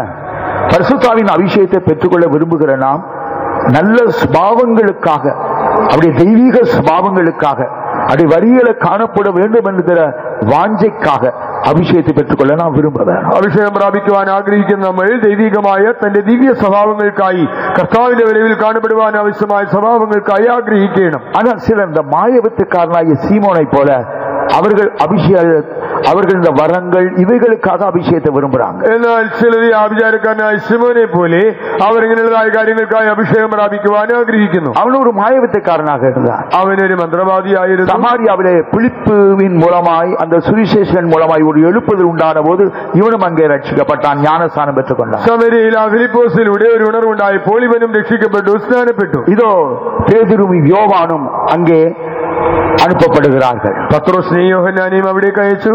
அவர் அங்கே வந்தபோது ஜனங்கள் ரட்சிக்கப்பட்டிருக்கிறார், ஞானஸ்நானம் பெற்றிருக்கிறார், அவர் அபிஷேகத்தை பெற்றுக் கொள்ளவில்லை என்று சொல்லி கண்டபோது இவர்கள் அவர்கள் மேல் கைகளை வைத்தார்கள், அவர்கள் அபிஷேகம் பண்ணப்பட்டார்கள். അവർ രക്ഷിക്കപ്പെട്ടു, സ്നാനമേറ്റു, എന്നാൽ അഭിഷേകം പ്രാപിച്ചില്ല എന്ന് കണ്ടപ്പോൾ ഇവർ അവരുടെ മേൽ കൈവച്ചു, അവരെല്ലാവരും പരിശുദ്ധാത്മാവിനെ പ്രാപിച്ചു. இதை அந்த முன்பு மாயவித்தைக்காரனாக இருந்த சீமோன் இதை கண்டபோது, ഈ ആഭിചാരക്കാരനായ ശിമോൻ ഇത് കണ്ടപ്പോൾ அவனுக்கு இந்த வரம் தனக்கு வேண்டும் என்கிற வாஞ்சை உண்டு. ഈ വരം വേണമെന്ന് അവന് ആഗ്രഹമുണ്ടായി. ஆகையால் தன்னிடத்தில் பணத்தை எல்லாம் சேர்த்து எடுத்துக்கொண்டு வருகிறான். ആകയാൽ തന്റെ വരമെല്ലാം അവൻ എടുത്തുകൊണ്ട് വന്നു. அதை பேதுருவிடத்தில் வந்து கொடுக்கிறான். അവൻ പത്രോസിന്റെ കയ്യിൽ കൊടുത്തു. எனக்கு இந்த வரம் வேணும், എനിക്കും ഈ വരം. யார் மேல நான் கையை வைக்கிறேனோ அவங்களுக்கு அபிஷேகம் உண்டாகும். ഞാൻ ആരുടെ മേൽ കൈവയ്ക്കുന്നു അവർക്ക് അഭിഷേകം ഉണ്ടാകണം. அது அவனுக்கு தீமையாக முடிந்தது, അത് അവന് ദോഷമായി മാറി, அவனுக்கு ஒரு சாபமாக முடிந்தது. അവന് ശാപമായി തീർന്നു. கர்த்தருடைய பரிசுத்த நாமத்துக்கு மகிமை உண்டாகட்டும். കർത്താവിന്റെ വിശുദ്ധ നാമത്തിൽ அபிஷேகம் நமக்கு வேண்டும் என்பதனுடைய முதல் நோக்கம், நமக்கு ஒரு நல்ல ரூபம் வேணும், கிறிஸ்துவுடைய சாயல் சுபாவம் வேண்டும், அதற்காக எனக்கு அபிஷேகம் வேண்டும் என்பது நம்முடைய பிரதானமான நோக்கமாக இருக்கு. പരിശുദ്ധാത്മാവിനെ പ്രാപിക്കണമെന്നുള്ള ആഗ്രഹത്തിന്റെ പ്രധാന ഉദ്ദേശം എന്നതാ യേശുവിന്റെ ആ ദിവ്യ സ്വഭാവം, ആ മനോഹരമായ സ്വഭാവം വേണമെന്നതിനു വേണ്ടി ആഗ്രഹം. அதைத் தொடர்ந்து வரங்கள் நமக்கு அவசியம். അതേ തുടർന്ന് വരങ്ങൾ നമുക്ക് വേണം. அநேகர் கர்த்தருக்குள்ளாக வழி நடத்தப்பட, தேவனுடைய நாம மகிமைப்பட வரங்களும் கிரியை செய்ய வேண்டியது மிகவும் அவசியம். അനേകരെ കർത്താവിലേക്ക് നടത്തുവാൻ, ദൈവനാമം മഹത്വപ്പെടുവാൻ വരങ്ങൾ പ്രവർത്തിക്കേണ്ടത് ആവശ്യം. ஆனால் நம்முடைய பிரதான நோக்கம் எதுவாக இருக்கதான், എന്നാൽ പ്രധാന ഉദ്ദേശം എന്താകെ, எனக்கு நல்ல ரூபம், கிறிஸ்துவுடைய சாயல் எனக்கு அபிஷேகத்தினால் உண்டாகணும். എനിക്ക് അഭിഷേകത്താൽ ക്രിസ്തുവിന്റെ ആ നല്ല രൂപം, ആ സ്വരൂപം വേണം. அபிஷேகத்தினால் அவருடைய திவ்ய சுபாவத்துக்கு சாயலுக்குரியவனாய் உரியவனாய் நான் உருவாக்கப்பட, അഭിഷേകത്താൽ യേശുവിന്റെ ദിവ്യ സ്വഭാവമുള്ളവനായി, ആ സ്വരൂപമുള്ളവനായി ഞാൻ മാറണം. அந்த ஒரு வாஞ்சை இருந்தா நமக்கு நல்ல ரூபம் உள்ளான மனுஷனுக்கு வருதுன்னு சொல்லி அர்த்தம். அப்ப கர்த்தர் நம்மை அபிஷேகம் பண்ணுவார். ആ ഒരു വാഞ്ചയുണ്ടെങ്കിൽ നമുക്ക് ആ ഉള്ളിൽ ആ ദിവ്യ സ്വഭാവം വരുന്നു, നല്ല രൂപം വരുന്നു, കർത്താവ് നമ്മെ അഭിഷേകം ചെയ്യും. கர்த்தருடைய பரிசுத்த நாமத்துக்கு மகிமை உண்டாகட்டும். കർത്താവിന്റെ വിശുദ്ധ നാമം മഹത്വപ്പെടുമാറാകട്ടെ.